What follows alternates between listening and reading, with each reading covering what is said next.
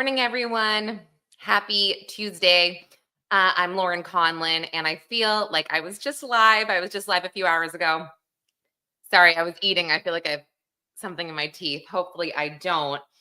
Okay, we have quite a few things to go over this morning today. I was just trying to tweet out a couple things. So I want to start obviously with the headline here.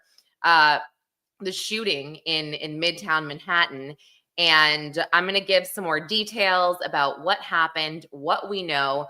And in about 15-ish minutes or so, I'm going to have Joseph Scott Morgan, who is a forensic death investigator. He's amazing. He's literally performed thousands of investigations, autopsies, and he's also the host of Body Bags. And that is with Crime Online, iHeart. So he's going to talk about CTE because we have learned that the shooter claims in a note that he has CTE. Hi, guys. Hi, Dizzy. Hi, Samantha. Hey, NDT, Drobo, Marnie, you're here. You set the alarm. That's great. Good morning. Good morning. So I will go over that note in a second. And also Joseph Scott Morgan, the reason he was originally going to be here, hi Sheila, hey MJ, was to discuss Jeffrey Epstein, which he still will discuss that. But we'll start off with him talking about CTE because oh my gosh, that drives me crazy. So he'll obviously talk more about this, but one can't get diagnosed with CTE until after death, until after your brain can be removed from your head and studied, and it's just crazy. So obviously what comes to mind for me is Aaron Hernandez, OJ Simpson. Hey Disney. Okay, lurking. Yeah, totally get that. No, but yeah, I'm just really excited to hear what Joe Scott has to say. And I also just posted on my Twitter something. I don't even know if it's actually on the Diddy docket yet. I got it from somebody on Diddy's PR team, but his team has now requested bail ahead of his October 3rd sentencing. So I will go over that filing. I just posted a portion of it on Twitter. Hey, Maytal, but I'll go over the whole filing shortly. And then we are going to call Sean G later. And I haven't even like texted him about everything that I want to talk about with the whole Gene Deal thing. Cause I'm like, but first of all, let's go over what we know. We know more about Shane Tamura. So let's go here. Oh, is that Joe Scott? He's already here. This is great. Oh my gosh. I love it. Joseph Scott Morgan. Hey, how are you? Good morning, Lauren. Thanks for having me. No, I'm Hey to so everybody. excited. I'm so Yeah. excited to hear. Thank you so much. I mean, obviously, I was really wanting to talk to you about Epstein, which I still do, but now Yeah. we have this news about Shane Tamura, who walked in to a building in Midtown Manhattan and unfortunately sprayed open fire. So Yeah. that was, gosh, that phrasing, the sprayed fire, Yeah. it was traumatizing. I mean, but I was just about to read what was in his pocket, or the note that was in his pocket. So he referenced a former NFL star, Terry Long. He's a Pittsburgh Steelers player who was diagnosed with CTE after downing antifreeze to take his own life. Mhm. And what's weird is that Shane Tamura never played in the NFL, Right. but yeah, he's saying you can't go against the NFL. They'll squash you. And guys, this is what he allegedly said in the note. Please study brain for CTE. I'm sorry. The league knowingly concealed the dangers to our brains to maximize profits. They failed us. Yeah. So Eric Adams said during an appearance on Fox 5, it appears that he was going after employees of the NFL. And again, they're trying to zero in on the suicide note, but Joe Scott, I mean, you can't, I was just going over this as well. You can't diagnose somebody with CTE if they are alive, correct? You have to do an autopsy and study their brain. Yeah. Well, it certainly is easier to make that diagnosis in a postmortem state. And just so folks know, if you'll kind of tap your forehead right here, this is the frontal lobe of your brain. And then right to the sides, right in this area, is what's referred to as the hippocampus. It's adjacent to the temporal bone, and it kind of goes up in this arcing shape. Well, Mm-hmm. those those two areas, they control very specific things that go on, but it's in our emotions, okay, and also our memory. Mm-hmm. And so when you combine both of those anatomic features and they're compromised, um, What do you then mean when it's you a combine dangerous. them? I don't understand Well, that. if Sorry. you no, when you combine findings like CTE findings in these specific areas right here, that Okay. combination gives you a real recipe for disaster. The problem with this supposition that he may be putting forward is that many times it takes a protracted period of time with being concussed over and over and over again. Uh, I suppose it could happen in high school. I'm sure that there's people out there that would argue that it is possible. But most of the time, you're looking at long term effects with individuals that are playing at the level of the NFL, Yeah. where it's like being in a car wreck, about 25 times in an hour.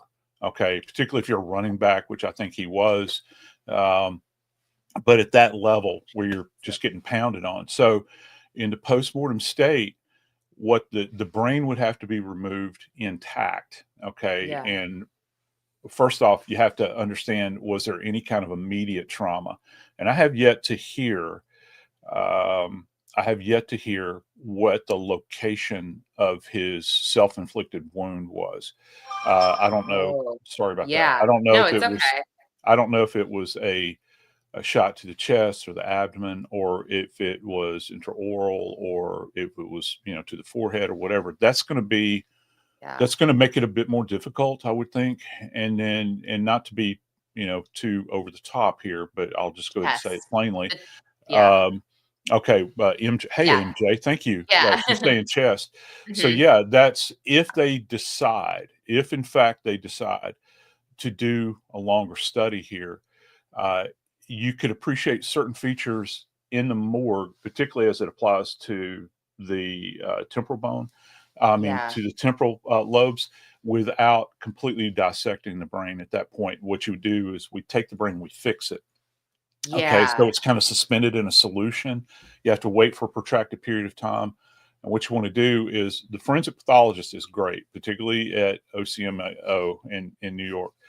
But if they want to go with this, they would need to get his brain to a neuropathologist, like at NYU or someplace like, I don't know. I mean, I'm sure OCME is so big. They Yeah. Yeah. probably have somebody on staff that deals with brain trauma. They Hmm. might could do it Yeah. there in house, but that's what you would be looking at. Um, and here's the thing with the frontal lobes in particular. If those are compromised, it it can lead to kind of violent behavior, and Yes. you'll see people acting out and that sort of thing. I mean, it's interesting to talk about, I think, and they're going to be asked by the press. I can tell you, as a result, this thing has blown up in social media, it's blown up in the media, Mhm. um, and the question is going to go back to the ME and say, what did you do? Did you actually study for CTE? It's better to go Right. ahead and make a diagnosis, uh, or have somebody make that diagnosis and put it out there, as opposed to not doing it and you had the opportunity. Yeah, let me ask you though. I mean, so generally, when let's say somebody is mentally ill, or Mhm. I guess you could say could be experiencing CTE, would they be astute enough to say, I have CTE, or I am, you know what I mean? Like, would they be self aware enough to say that? Perhaps you also don't know if he's had, at this point at least, I don't. I claim Yeah. uh, Yeah. if he has gone to a neurologist, perhaps, um, is that a neurologist may have told him, well, you might have signs of CTE. Maybe Mm, they put him through a battery of MRIs, imaging, that sort of thing. They've got that stuff on record. Here's my big thing. You're talking about um, when I think, someone, and I've worked, we actually work more end of life events like this at their own hand than we do homicides in my world. People think that all we do are homicides. We're really good at suicide investigation because they outpace homicides 3 to 1, probably. mm, You just don't right. ever hear about it unless it's somebody famous, but it's really where we hone our skills. And the big mystery with those is that you don't have any witnesses. Sometimes it's done in quiet, private. And I'll interview families, or used to interview families, and they'll say, "We didn't see it coming." Okay. So Mm. with all of that said, I'm such a windbag. I'm sorry. No, When no, I love it. Are you kidding? This is great. when This you is amazing. when you're going to have to go back and look at his history, I've heard there's some kind of medication that they found in the vehicle. I'd like to know specifically what type of medication that Yes. was, who prescribed the medication. I suspect that either the investigators from the medical examiner at OCME will be making phone calls. If they haven't started already, that Yeah. will happen today. And they're going to want to get a medical history. They may even request medical records, psychiatric records, which will take time. And I want to know what kind of history does this person have going back years and years. I'm not talking about high school football. I'm talking about behavioral issues that he may have had early on.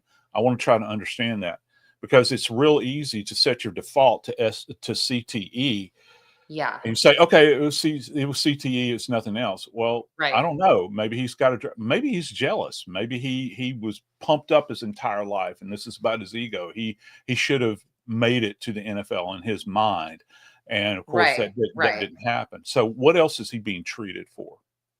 Yeah, no, and I do believe he played professional football in Canada, right? So Mm, yes, not the NFL. And you're right about the prescription. I am curious about that. And just I'm looking at the chat, Dizzy. So yes, he left that note saying he wanted his brain to be studied. I guess my question was really like, is he just I guess obviously we don't know enough, but I'm just thinking, is he using that as an excuse to kind of go off the deep end, saying, "Oh, I have CTE, study me. This is why I'm so crazy." But going back to Aaron Hernandez, I mm, remember when he obviously did the things that he did. There were also, there's reports that he obviously had one of the worst cases of CTE that the NFL has ever seen. But also, he was smoking a lot of marijuana, and now yeah, studies are coming out saying that marijuana is not necessarily the best thing for your brain. And apparently, Aaron Hernandez, per his friends and family, he was smoking joints like cigarettes, like every yeah. hour. So I have to Chain think that, smoking. yeah, that didn't help either, right? Hmm. Yeah, So no, maybe this no, it guy wouldn't. was doing Yeah, some drugs yeah, and and you yeah, don't know. We want to know what the history is behind anybody that ends their life. And more important than his life that has been ended, I want to know about these other lives that were impacted, and why would he choose to end those people's lives? Why would he mm, choose to bring this kind of pain and to these families? It's always about the families. It's we need to understand it's not about him. It's about these other people, and we want to understand for those people and explain it to them. I'm not so much yeah, interested in any explanation that he may have wanted. Uh, the motivation here, I think, should be, so that it can be explained to these families. And again, everybody wants to understand why. I don't know that that you ever get an answer. On a yeah, personal note, I've got to say, I had families, that would call me years and years and years after the fact with suicides, that would say, "I don't understand. I just want somebody to talk to," and there is nobody for them to talk. There's nobody to see about this really.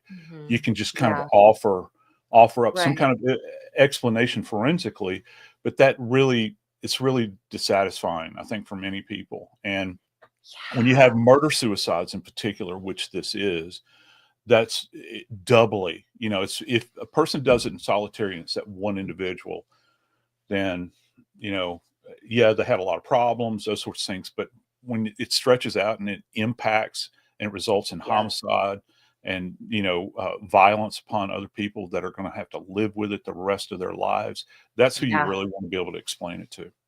Right. And I think I am feeling for the family so much right now. And especially because, not to get too gory or violent, but because I have you and this is sort of your your wheelhouse to a degree.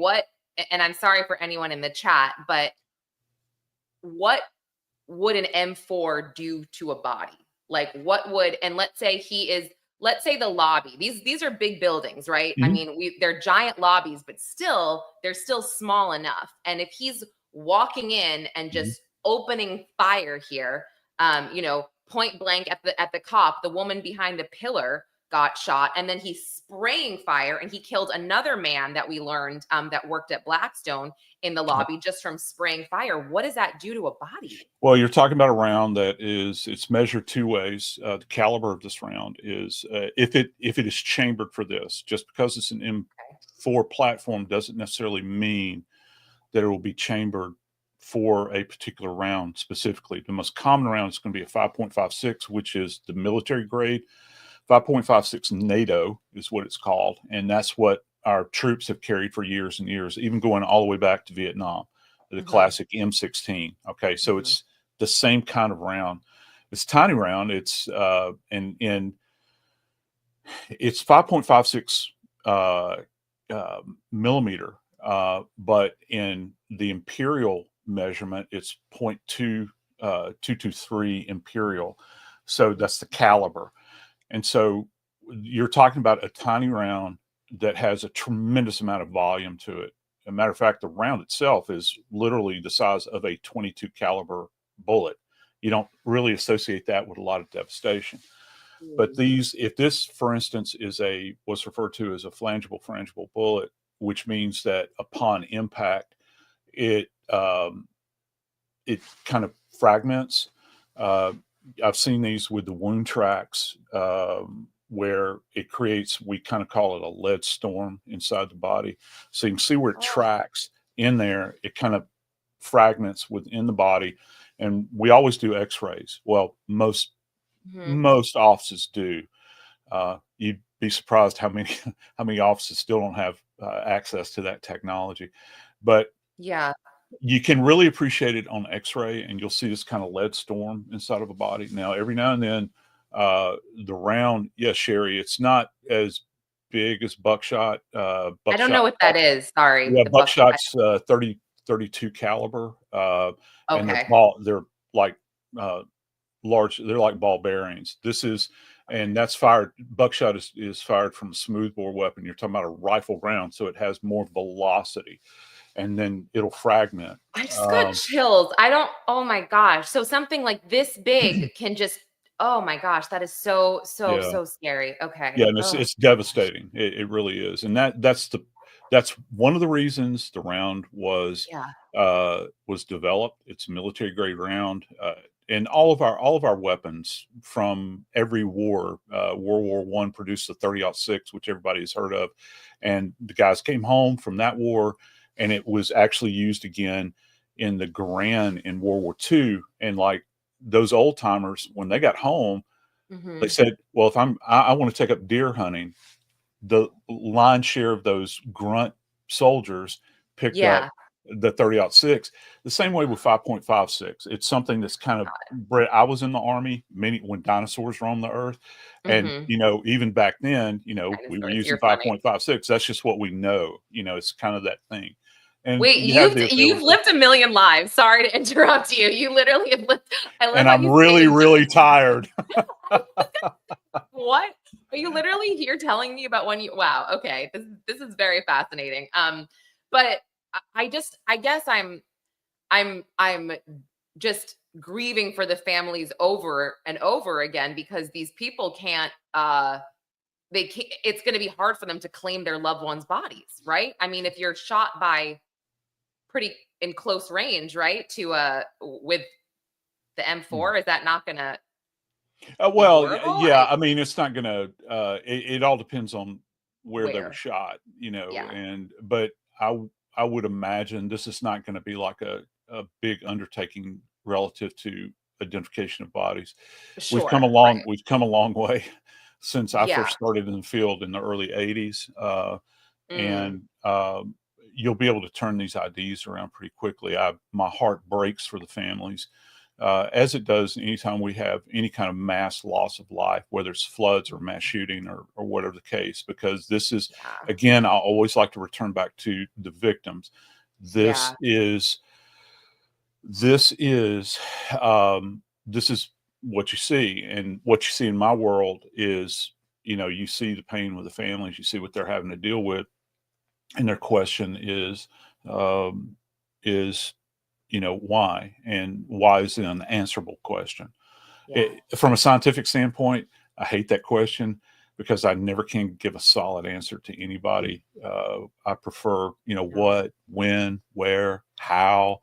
Yeah, yeah, the Those are facts, much right? easier. You can Mhm. quantitate those sorts of things. Why Yeah. is you can't quantitate it. I know, but you guys, Joe Scott's voice, I just feel like your voice is just so amazing, and the way you are just so calming, and you have this presence about you that, you pick the right field. You are so the right person for this, of Oh well, course, thank you, because of Laura. all of your knowledge, but it's just, I don't even know if this is the right phrase, but like your bedside manner, if Mm. that makes sense. It's so freaking important. And yes, everybody follow Joe Scott right now. Just take a minute, follow him on X right now, Oh, and go thank you. subscribe to Body Bags, the podcast. It's literally one of my favorites. He dives into every case. He gives the details, like he'll tell the story, which is important, right? But then he'll go into all of the forensics, which clearly, people like me, I can tell a story, but I can't do that. So you get everything you need in one spot, guys. It's everywhere. Go subscribe right now. I'm telling you, it's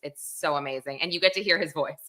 Ah, Yeah, no, really. But yeah. So I mean, listen, I know that we're gonna find out more, yeah. obviously, and we are gonna be focused on the shooter. And as much as I hate it, I do want to know a little bit more about this guy and why. Again, I think that maybe the fact that he went up to the 33rd floor, that could have been the only floor that was possibly unlocked. I mean, I don't know. My I friend, I think, yeah, what do what I wanna understand is how he made it through the lobby. I think that's a big piece of this, and also for those of us that, have been in Manhattan, the you, idea the idea that you've got somebody walking down the street. Was this on Second? Was it on Second or Third? I can't, So it was on Park Avenue, and what yeah, we learned was, and it people phrase it differently, but he parked about 2.5 blocks away.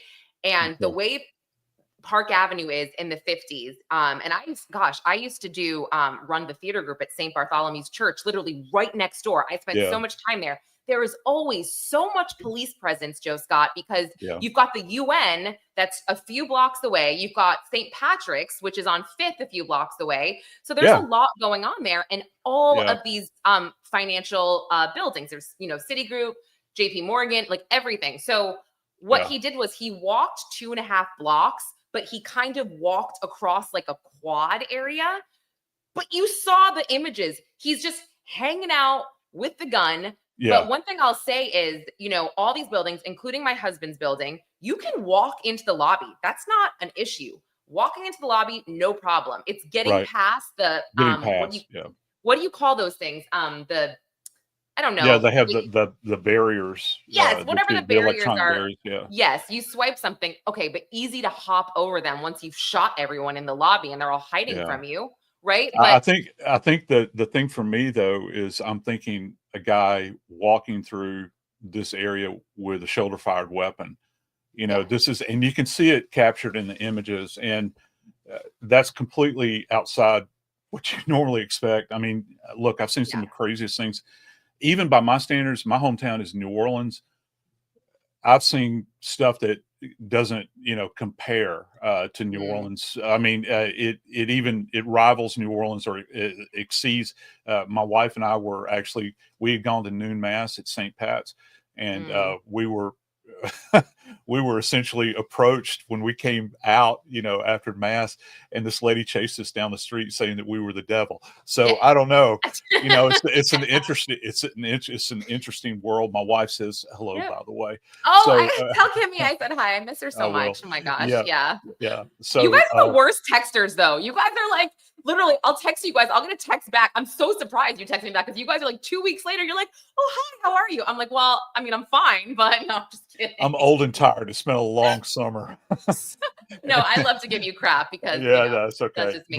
But no, Yeah, yeah, yeah. you're right. It's it's it's interesting. I mean, this is last summer, but I was picking up my kids from camp, Mhm. and I it was like, I don't know, this guy followed us into an Uber because I was getting an Uber. It was raining, and he took a wet towel. Okay, Joe Scott, a wet towel from wherever. He like dipped it in a puddle. And as I'm getting in the car, he whipped it at me. Like he whipped it, and I felt something. And I turned around and I was ready to like chase him down. I mean, people are so insane in New York. And then he literally ran down the street with like, a bunch of, it's so crazy. And like, no one said anything. He had a bunch of stuff in his hand. We couldn't tell what it was. And I'm just like, did anyone see that? No one? Okay, got it. Cool. Ran Yeah, off. I mean, and who knows where he went. The city, I will say, we seem to have gotten it into a better place. Obviously, yeah, last night was, right. but, and I'm not going to get political, but it is really troubling that someone like Mamdani was in the lead for the mayoral race as of right now, who outwardly wants to defund police and, replace them with social workers and whatnot when we have situations like this. And the Yeah, police showed up. The FBI yeah, showed up last night, and they made us all feel better because I thought that it was an act of terrorism where there possibly could be sleepers, planted all over the city. And I was so scared, but I really appreciated the swift action they took and the press conference at 10 p.m. And I do feel like if we had a different mayor, and I'm not saying Adams is amazing, but I don't think it would have gone down like that. yeah, yeah, Yeah. and it does have a trickle down effect. And you want people to live there with their kids. You want people to do business there. All those sorts of things. You got to create a safe environment for them all, for that to flourish. And Yeah. having worked in two major cities, in Atlanta and New Orleans, of course, they don't come anywhere near in the populace, compared to Manhattan. But Hmm. you go into a downtown area, you go into downtown New Orleans at any point in time, and it's always going to be lit, at Yeah. 24/7. The bars are always open, they never close. That's kind of expected. But in the business district, you want it to be safe, and you want it to be safe for everyone there, so Mm. that you can Yeah. conduct business and do those things that help you survive. And yeah, I was very pleased to see the police response, and my heart breaks for this officer that has fallen. Oh You my think, gosh. you sit there and you think, oh my Lord in heavens, what they're going through. He's leaving behind these babies and a wife, and if I'm not mistaken, does he He had have a child? two other Yeah, boys, 8 months, and his wife is 8 months pregnant. yeah, Oh my gosh. yeah. I have to say, I Heartbreaking. got on my knees last night, Yeah, and I just, I had to just weep for her because I can yeah. only imagine what she was going through. Well, I hope the city, there's Yeah. nothing you can do to replace a daddy and a husband.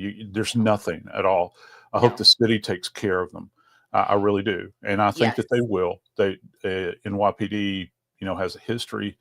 I Hmm. can't go into great commentary about it, but I do know of others that were taken care of, and I hope that happens, because this is a huge burden that's going to fall on her shoulders with this child and the other Yes. children as well. They need to be taken care of. It is. I mean, being an NYPD officer really is one of the most thankless jobs. It really Yeah, is. And yeah, I mean, I am also slightly grateful that this is not going to get political because he was not from New York. So there's no, he mhm, was re-released by, the DA's office. He was this, he was. thank Right. goodness we don't have to deal with that aspect of it. Yeah. And I'll admit I'm the first one to start screaming that stuff because I get so angry. But yeah, the last thing I'll say about this is imagine if somebody had just seen him with Yeah. those two with that gun, the 2.5 blocks, and been like, wait a second, what is going on? I mean, who knows what would have happened, but right? Yeah, and that leads to other scenarios, and you can drive Mhm. yourself to madness, thinking about Yeah. potential what ifs, um, and if someone had approached him at that moment in time, um, Yeah. I don't know that I'd be brave enough to take this guy down, I know. unarmed, in that environment. And like you said, you've kind of laid this out. Um, you never know what you're going to see on the streets up there. You have no No. idea whatsoever, and you've always, and granted, I'm a Southern boy. I live down here in the South, and you get overwhelmed anyway from a century standpoint. But in Manhattan, but when you're there every day, even the people that are there, they have this different level of survival. I think that Yes. indwell the city that no one else can fully appreciate that lives outside the city, and your Mhm. head is always on the swivel most of the time. But Oh yeah. yeah, you can drive yourself to madness with what ifs. Oh yeah.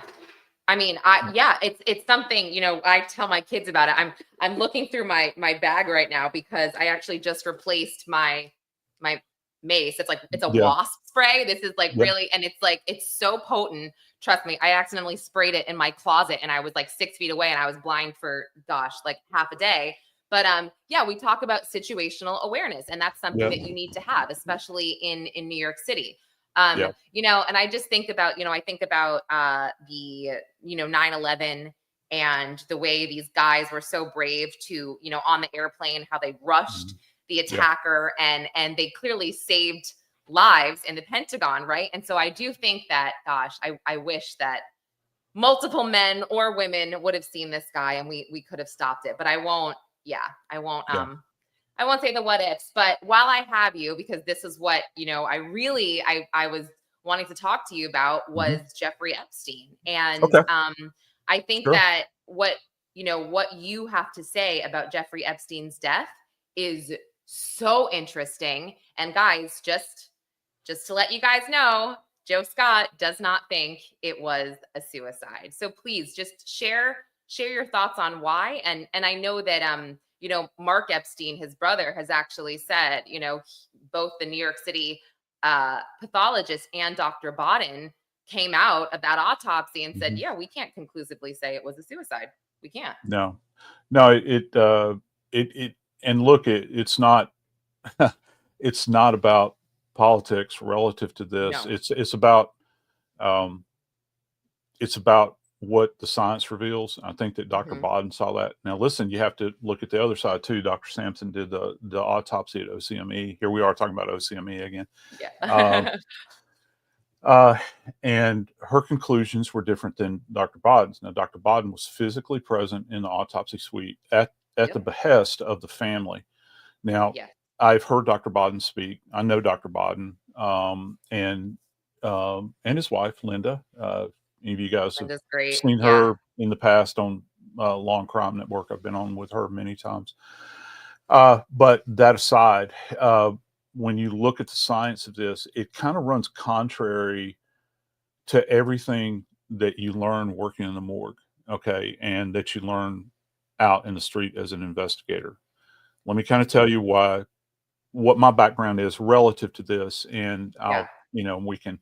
So in my history, I started out working in the morgue, and I assisted in over 7,000 autopsies. Okay, and so I would do Yeah. that during the day, and at night I was an investigator with the coroner in New Orleans, and that's how my career went. So I was literally in the best classroom that you could possibly be in for learning my trade, and so um, I was around a lot of people that Dr. Bodden actually Mm. mentored Dr. Bodden, that generation of guys. And Oh. you learn everything that you think you are going to need when you go into the field. There's certain things that you look for in hangings, okay? And I think probably one of the things that's the most striking that we look for is what modality was utilized and what Sorry, what instruments is that. modality? I'm Well, what sorry. let's stay off modality and let's talk about what instrument was Okay. utilized. Okay. Okay. So when you think about it, you've got several different types of ligatures, and ligatures vary in their, their width. Okay, and Yeah. so just think about this: the the smaller the diameter of the ligature, the deeper the furrow. So if somebody's weight is being supported by a ligature, which if you let's see if I have one right here. Say Yes. you have Props. a Love props. if you have, this is just merely a cheap charging cable. You have this Okay. size, okay? Yep. So if you place this and it's supporting the entire weight of the body, you're going to have a very deep furrow, and you won't have a lot of insults around the adjacent area. Um, you might get little punctate hemorrhages around there, the Yeah. petechiae Yeah. that we look for, but you'll have petechiae in the eyes and even sometimes in the mouth too. What is it So called? Sorry, petechia. petechiae, and it's the little vessels like we learn about capillary beds, Yeah. in school, venules and arterioles, and they make up the capillary bed. And they're not meant for storing blood; they're meant for a vessel for the blood to travel in. Yes. And so when that pressure builds up, you get those little pinpoint hemorrhages. Now, Okay. with that said, going back to ligature, so the more narrow the ligature, the deeper the furrow. And so if you go from that to, say, a belt, it's wider, Yes. you're not going to have a deep furrow, but you'll have kind of an abraded area. And when I say abraded, merely means it's $10 word for an abrasion, but it's circumferential that goes all the way around. That's kind of what you see with him. And it has to be something that's robust. Um, Hmm. we've seen the images of the nooses that were, I think there were two that they found in there, and they're made out of this Yeah. cloth that's the orange cloth that you see with, that prisoners Yep. wear and that sort of thing. Yep. Um, the guard who initially found Epstein has been recorded as saying that he cut this away. Well, there's no noose that's in there that has any kind of tool mark on it whatsoever. There's no cutting that was done. And so that But was he like a, said that? yeah, that's what was said. And so I have a real hard time appreciating that, from that perspective, what actually happened, what position. Now, when NBC, sorry, not NBC, when CBS 60 Minutes did the profile, and I guess that was Yeah. back in 18, I mean, it's amazing the amount of data that was collected there in those images that they put out. And since other images Mhm. have come back, he has an abraded area around his neck, and it is rather wide. It looks like it's been adjusted. There's two lines, two separate groupings, when you look at it. And here's the big thing. They don't they this furrow, such as it Mhm. is kind of shallow, but it's really abraded, which means a lot of friction. This thing, uh, this thing is going backwards. It's running parallel to the shoulders. Okay, Mhm. um, like this. That's Okay. not what. That's typically, even in what's referred to as a soft hanging, that's typically not what you see. You get what's referred to as tenting feature, which means that if you're supported by this ligature, it's going to go up and behind the ears and go up to an apex right here. I mean, I think everybody can appreciate that. We've seen images like that. We've seen movies. You think about old judicial hangings. You see this thing going up in the back. It's not what you're looking at. This thing goes straight back, just like this. Okay. And for me, just on the surface, seeing that is problematic. I don't want to put words into Dr. Boden's mouth, but that would have probably been a bit problematic for him too, because he's standing there in a surgical gown. He's watching what's going on. He's probably not saying anything. I've been present when there are other outside Are pathologists you that are not doing. allowed to say anything when they're No, doing he that? can Or say no, he oh, can say okay, all anything, right, but out of respect for the pathologist that's suing, yeah, it's kind yeah, of intense work. yeah, Uh, you you you want to give them space so that they can do their job, okay? right, But he's making his own observations all along the way, okay? So this thing goes straight back. You see this demonstrated in the images. If you don't believe, it's like I tell my students at Jack State, if yeah, you don't believe me, go look it up yourself. I mean, you can believe me or not. It's whatever. yeah. But when you see this mark on the neck, it's troubling if you're trying to sell everybody on the fact that he's suspended like this. And they Yeah. call it a soft hanging. And I think probably what the meaning is, and that was per Sampson, if I'm not mistaken.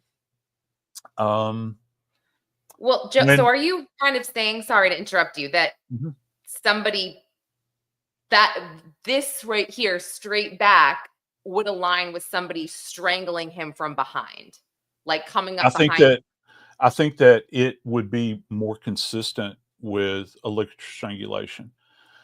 And even Yeah, from going back yeah, like that yeah. with the individual oriented posteriorly. Um, but the one, the 800-pound gorilla in the room that no one wants to talk about is what you see internally. And What is you know, that? you've got the left greater horn of the hyoid, which the hyoid is this. It's pathologists will actually describe it as bird-like in shape, and it kind Mhm, of is. It's, if you think more like a horseshoe that mhm. has like little wings on the top of it. You have the greater and the lesser horns of the hyoid. I think I think it's his left greater horn is snapped. Okay, it's snapped right here. And then if you touch right here where the Adam's apple is, Mhm. you have the thyroid cartilage. Well, he's got Yeah. two fractures to the cartilage. Okay. Okay. And those are bilateral, those are on either side. So not only do we have a fractured hyoid, we've also got these fractures, in this cartilage. And if you want to know what cartilage feels like here, you got it in your Yeah. nose right here, and that's going to create. You're going to have a bit more force with that. And with hanging, the problem is that the hyoid is literally up here. It's the only non-articulating bone in the human body, which means it doesn't communicate with any other bony structure in the body. The sole purpose of it is to anchor our tongue in the back of our throat. Just imagine that. That's its only purpose. That's it. And Okay. it's so very high that you're I'll put it to you in my experience. And again, my experience is one little slice of the pie. Okay. It's not like, I've seen everything. If anybody tells you they've seen everything, they're lying. All right. Yeah. Run from them. Yeah, and Don't also, walk, guys, run I away just from want to them. say too, like you are not a conspiracy theorist. You are going Mhm. strictly on science and medicine Yeah. here. So you have no motive to say one way or another if he killed himself or was murdered. This is just science, and I just want to frame that for Yeah. everybody. Yeah. And so in my experience, I've seen in my career, I've seen one non-homicidal fractured hyoid. Okay. And that was in the late 80s in a guy that was driving, and I've stated this on other platforms. It was a guy that was Mhm. driving like a 66, 67 Pontiac that had a Yeah. steering wheel that was about this size. Of course, he's not belted. He goes over the side of a bridge that's 3 stories high in New Orleans and Mm. literally goes over the guardrail and nosedives into the ground. Oh gosh. And his throat at this position hit that huge steering wheel and it fractured the hyoid. Um, every other hyoid fracture I have seen uh, has been related to some type of manual strangulation or ligature strangulation that's very, very high. This ligature mark that's existent right here is very, very low compared to the orientation up here. There's been people that have, I know that Yeah. there was one group of people that have held forth this idea, well, he was older, so this ossified state of his hyoid at that point in age, it would make it easier to fracture. Okay, I'll go with you on that. Is that the case? How do you explain the thyroid cartilage? Because Right. you can't explain that way with being ossified. Uh, and I'm using that term, Hmm. hardened, brittle, that sort of thing, over a Yeah. long period of time. So uh, I I'm I'm amazed, that this has not gotten more traction. It's the type of thing that, and it's the type of thing that it's um, so unique that you would, if you had a case like this would be a Hmm. case that you would include in a clinical study, and you would talk about it at meetings. Say, well, yeah, I had a fracture, with suspension hanging, and they're also saying that this is a soft hanging. Well, soft hanging is totally different than a total suspension, where if you if you, again, back to old judicial hangings where you had Yeah. individuals that would fall through a trap door, there's a certain amount of velocity, you compare that to the weight, all that sort of thing. Right. They would do those very specific measurements. I highly recommend a book. I can't remember the name of the author, but it's a book that was written by Her Majesty's executioner, and he did Cool. most of the executions as an adjunct to the Nazi war criminals. He would fly back and forth to London, and the whole family had been involved in this business for several generations. It's a fascinating read, and he You got to talks. remember this book. This sounds amazing. Oh my It should be gosh. it should be very easy to find. Yeah. Um, Okay. I'll look for it. I'm like, Dizzy, uh, will you find it? Dizzy, please. And we'll pin it. But wow. Oh my gosh. but you it, in his book, he does like uh, detailed remembrances of all of these people that he executed, and there's a Mm, formula that's worked out relative to the weight, height, that sort of thing, and the wow. distance of the drop. Um, Even in those judicial hangings, you don't, it's the fractured hyoids are kind of an outlier. It's not necessarily something you see. I don't necessarily remember where I was going with this, but at any rate, you begin to think about the position of this and the nature of all the surrounding trauma. Mm, I can't say that, somebody physically walked in there and wrapped their hands around his neck. However, I would be more inclined to believe that than I would that with a soft hanging, soft, which means you right. just kind of slip into it like this, and you just kind of, and this is what the ME said. Yeah. The soft hanging, you just kind of slip down and you just kind of hang there and you asphyxiate. Well, That this sounds this re- awful. this requires, yeah, it is, but it It sounds happens. long and awful. Well, Like, but it's a methodology that many people use. Not everybody has a gun. Everybody can make a ligature out of something.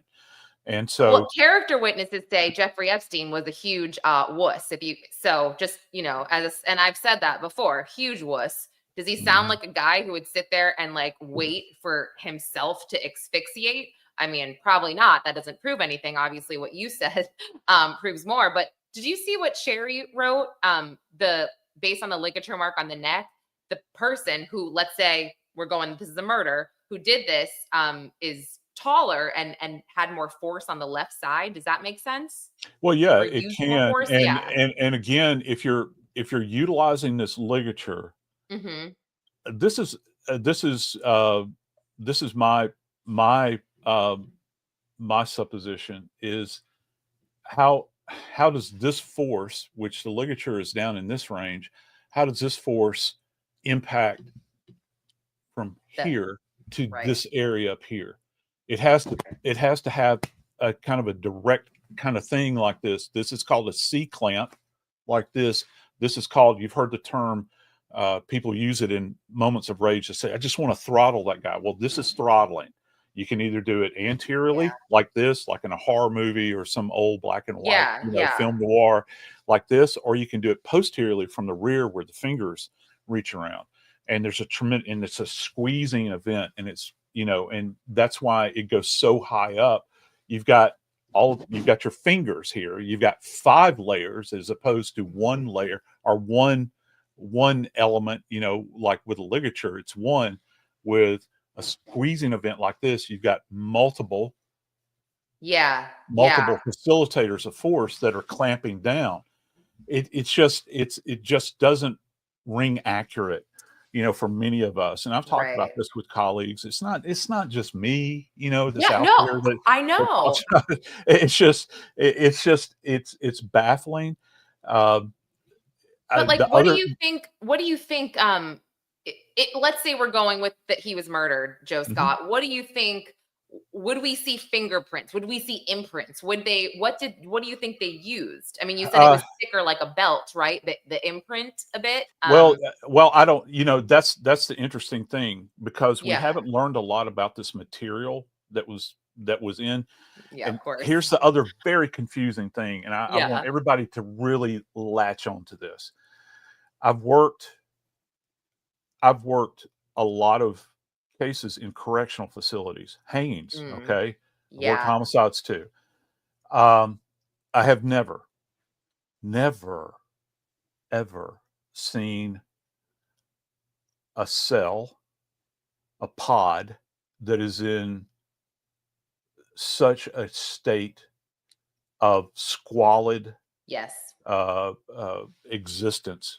When I first, it made me retract when I Yeah. saw those images all those years back when See if this I thing can first find them of happened. his cell, his messy ass cell. Yeah, that Yeah, was awful. because Yeah. you know uh, when when you when you think about, and I've got friends that teach corrections, okay, Mm, at yeah. Jack State, we have a whole division that, and we had talked about this, kind of the upkeep. Uh, Mhm. what people's environment looks like is kind of an outward expression of what's going on inside. So you want to, Yeah. it's almost militarily Oh, run. You want to see order in the cell, because order translates into a more uh, I don't know, ordered existence externally. mhm. And this Right. thing looks like a pig was living in here. It's It squalid. it You've got does. ripped up stuff. How does he have this much material in there? All of this clothing. There's even a CPAP machine in there. If there's an What? image, hang on. Yeah, Looking, I'm there's a like, CPAP. Yeah, yeah. yeah, You hold can on, let see me I if you go can get down to to this. this one. Can you see it here? Well, yeah. And Or if there's, let me okay, see. there's another one that's down that, Oh, what? that device right there. There's another device in here. And if you, Let me see. here's the Ah, other thing. If you take a look at, yikes, if you take a look yeah. at the upper level of the bunk bed, there's medications all over the top of that thing. Let me find a close up. I, Oh gosh, you're what the heck? yeah, no, it This looks is like a so pig. interesting. Yeah. Yeah, it looks like a pig is living in there. And that's something that you just don't normally see in a corrections environment, because Right. if this individual is so ordered, if they Mm, are ordered, it's going to translate into a more ordered prisoner or detainee or whatever the hell they call them now. right, And right. I mean, you don't want this kind of chaos. So my question is, I think yeah. probably, what in the hell were you doing? Why is it that he's allowed to live like this? Okay, Mm, what's the right. purpose of this? And it this demonstrates not uh, so much about him as it does the staff that's in custodial. He is in their custodial care. What are you Yeah. doing with all of your time? You're shopping on Amazon? Is this what you're doing? While you're supposed to be on duty? Why in the hell does this place Wild. look like this? Why is he not being held to account to keep his place in order? And so this kind Right. of breeds this kind of thing. And again, all of this material that say it looks like, if we walked into this environment, one of the classic things that we say is Mhm. that there's no signs of forced entry or struggle. Okay. Now, if I walked into this environment, I could not completely discount struggle in this environment. Okay. Right. Because it's so Right. disordered. You've got one mattress that's still in place. You've got another mattress that should be on top. lying up there? Mm, Why does he have all of this crap laying around in there, and no one is holding him to account? right. I am. This is so interesting to me because I think you just nailed it. You walk in there, you don't know if I mean, this is I don't think I mean, so when we recorded Nancy's show, that was the first time I think I really studied those pictures. And I saw how horribly messy it was. And everyone in the chat is making really good points as well. Like it does look staged, and it looks like they added things in there after the fact to cause a distraction. And and I mean, look, MCC. This is not the jail that Diddy is in right now. That Luigi Mangione is in. That's in Brooklyn. This was MCC. This was in Manhattan, and it Yeah. it closed after. So I mean, we And it can was speculate. notorious. I've actually known, I've had off-air conversations with attorneys and criminal Yeah, attorneys in New York, that are on these various platforms that I appear on, and they would tell me these stories about, we were terrified to go there. We had clients that were there. We were yeah, terrified to yeah. go there, because you never knew, it was always total chaos, and our clients would complain about it as well. Mm, And many times clients will complain about anything. However, you could see there's a different tenor to the conversation. And so, yeah, it's, and Samantha makes a comment right here, which is yeah. spot on. Right? Why in the hell would you allow an individual to have these meds inside the cell with them, particularly given there has been some indication that there was an issue of depression, all these sorts of things. So you're going Hmm. to give him prescribed medications that are in there. It used to be where you would have medical staff, if somebody was on medication, where they Yeah, would come by, they would have a cart and they would push along, and they would give you, or in an orderly fashion, the incarcerated individuals would go to the medical ward, or to the nurse that's behind a cage, and they give you your medications in the little white paper cup. They'd say, "Here are yeah, your meds. Take yes. your meds," like that, and they'd watch you take your meds. Then they'd shuffle back off to their cell. Um, I've never seen the like of this, They could and just dump it maybe, in their mouth, Joe. Like they could just be like, like yeah. what? Yeah, so if this is, In fresh if the same hell. people that are in charge of this are trying to give me the story that, that this is something other than, you know, what I think, Mhm, um, mhm. I'm just, you're gonna have to go a lot further to sell me on it, and probably a lot of other people out there as well. I this is I mean, this is so helpful to me. I saw what Dr. Bodden said, and I've read about it, but it's much different having someone like you actually explain it, and show us in this physical way. And I, I'm just I'm offended that they It think that we are so stupid, it's I guess. intellectually insulting. I saw Yes, one I yes. saw one, hang on. Yeah, Yeah. Sherry D made a Sherry. comment about the tubing of Oh, yes. the CPAP. Okay, it's not necessarily the tubing. CPAP Yeah. requires a hard wire, and you've got a cable. Mm, Just the cable alone is so robust on these things. It's a medical okay. device.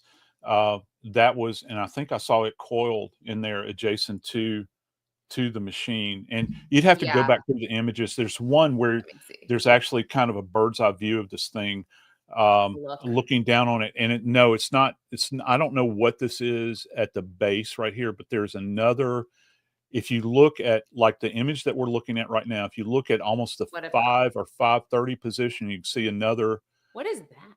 Oh, sorry, That that's looks, just those are sorry. resuscitation things. Okay. So anyway, yeah, right here.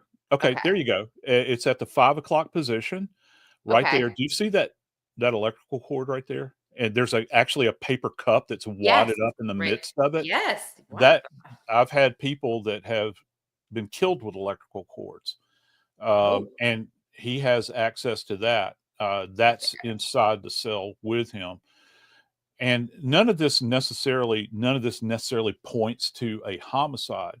However, it's very disturbing that all of these elements are contained inside the squalid mess, and that goes to, well, you're not paying attention. Wow. It's a broader concept, and then you begin to narrow it down in that time space, and then you really get people, you get people fired up Yeah. over the idea that, well, if this is what's going on, and you're trying to sell us that he hung himself, Hmm. then we've got a real problem here, because you're not working uh, to make sure that everybody's safe at this environment. So why Yeah. should we believe you about that tiny area? And then you have the issues with the video, which I am not an forensic electrical Yeah. analysis guy or any of that stuff. But even I know, Right. that you have to think about, um, security. You have to think about Hmm. orderliness. You have to think about all these sorts of things. And why should we believe you on any other point? I am just, I mean, this is so crazy because we've got, Dan Bongino, Cash Patel saying, "Oh yeah, I studied all of these files. I looked at the records, da da da, and unequivocally, this was a suicide." Well, I mean, Joe Scott. So just to play devil's advocate, and you sort of did at the very beginning. I mean, how rare would it be, right? Is that like kind of like a lazy pathologist take? Like, oh, you know what I mean? He died by suicide. It's a soft hanging. Is that the lazy take, or could somebody actually truly believe that just based on his body alone, not, the disarray of the cell, the cord, the cup, the medication, just his body? What do you think? Hard to say. I know this based upon that mark that's on his neck. If you're Yeah. trying to sell that to me, if you're trying to sell that to me, then the position of his body would have to Hmm. be almost as if the ligature is anchored directly above him, and Yeah. he's laying face down Yeah. without his bottom touching the ground, with a soft hanging. I'm sorry, where with a Yeah. soft hanging, where, because that ligature is going straight back. It defies physical science. Okay, Right. uh, Right. as opposed to like this, or Hmm. like this, or like this. You've got this marking that is going back like Yes. this. Please explain that. I need that explained, and I would. I think that Dr. Bodden did what Yeah. he could do. And keep in mind, he's Yep. representing the brother. He's Uh, there. yep. He's there. He has been retained by the brother, Hmm. and I'm sure that Dr. Sampson is fantastic. However, I know that Dr. Bodden has, and by his own admission, um, he was the chief ME for the state of New York. He's worked in the OCME as well, in the city. When I Mm. say New York, I mean like the state of New York. He was Right. the Right. chief medical examiner. He has seen his fair share of jailhouse hangings. He's seen his fair share of suicidal hangings over the years. He's seen his fair share of manual strangulations. So you draw upon that pool of knowledge. And Dr. Sampson is not inexperienced. I mean, she's been at this for a long time. So you can have pathologists that draw different conclusions. They can offer up the little intellectual benchmarks along the way to explain their position. This Mm. happens all the time in court. This is not new territory, because you will have families, or you will have defense attorneys that will retain forensic pathologists, and they might run contrary to what the state's forensic pathologist says. Okay, so you Mm. can have two scientists that draw these different, but it's just so odd. It's so atypical, and that's why people are Yeah. so stirred up about it. I mean, maybe Dr. Sampson has a family and she likes her life. That's kind of that's my speculation right here, and I'm the one No that's saying comment. it, not Joe Scott. So I'll be I am the one not to saying say that. it. Yeah, I'm the one that's saying it because, like you said, she's done a lot of these in her career, and she Hmm. should know the difference. But man, this is I am shook right now. I am completely shook. I just find this to be incredibly fascinating, because it's so obvious, in my opinion. And the last thing I want to ask you is, when you talk about the guard that said he cut the Mhm.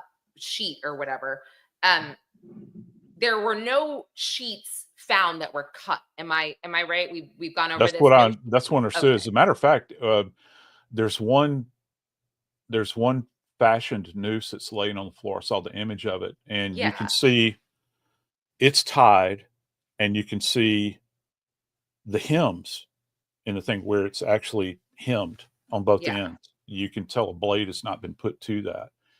Right. I want to know if the ligature was taken into custody.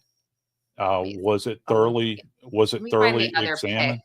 Hold on. I had the other. It was of that noose. Hold on. Is it on? Yeah, here it is. Here it is. Hold on. You can kind of see.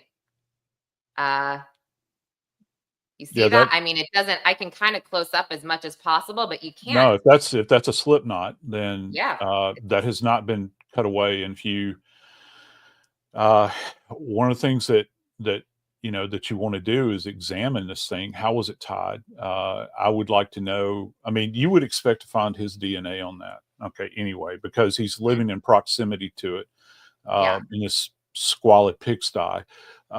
So you would expect at minimum to have touch DNA there, surrounding, so on the surface of that. Even I want to know, were the ligatures secured? Were they collected?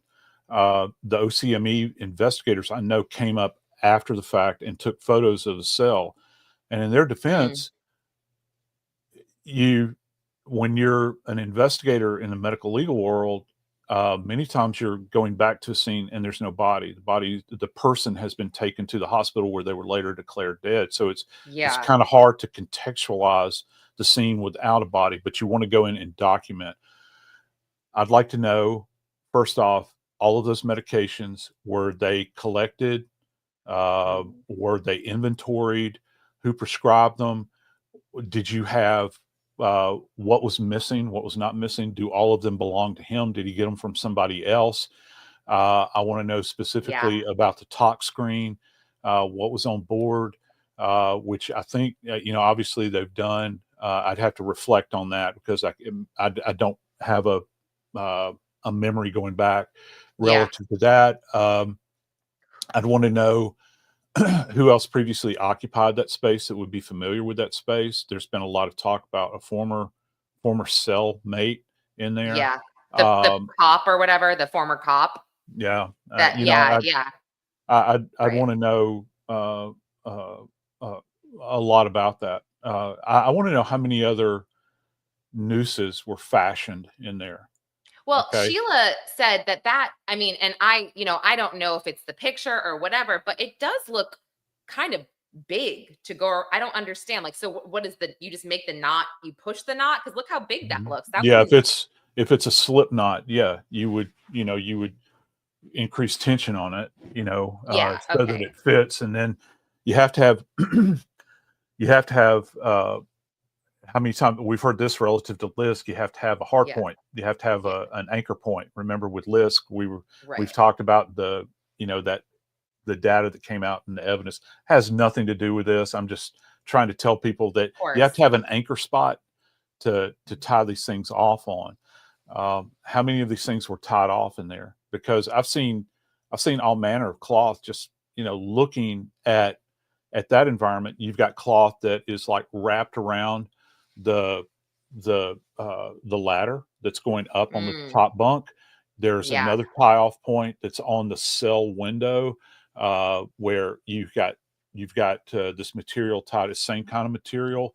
Yep. You've got all these different all these different bits of cloth that are all over the place. Uh, why Yeah. was he in a frenzied moment where he's just trying to decide, where am I going to do this, or was this staged in some manner? Because Ugh. it's just such an odd thing. Yeah. I am. I am just so ready for everything to come out, and for all of us to know the truth here. And I think that it's so interesting because you said it. Like, I don't know why more people are not talking about this. And I think, Joe Scott, it's because people don't realize I think most people you talk to, it's a dinner conversation. Oh, did Jeffrey Epstein kill himself? Of course he did. He had dirt on everybody, but they don't know the science behind it. They don't know the facts medically as to why that, people of your caliber and stature believe that, stature. So, excuse me. So it's like, I think that's what it is. We're not seeing enough of you on the news, on the mainstream media saying, this is why, you guys. I am not talking about anything to do with the list. I am not talking about anything else except for his body and the evidence in the jail cell. And that's the problem. We are so focused, I think. And listen, it's not, I shouldn't say it's a problem, right? Because it's a double-edged sword here. We need to know about that. We need to know about the list, about the people that participated in all of this.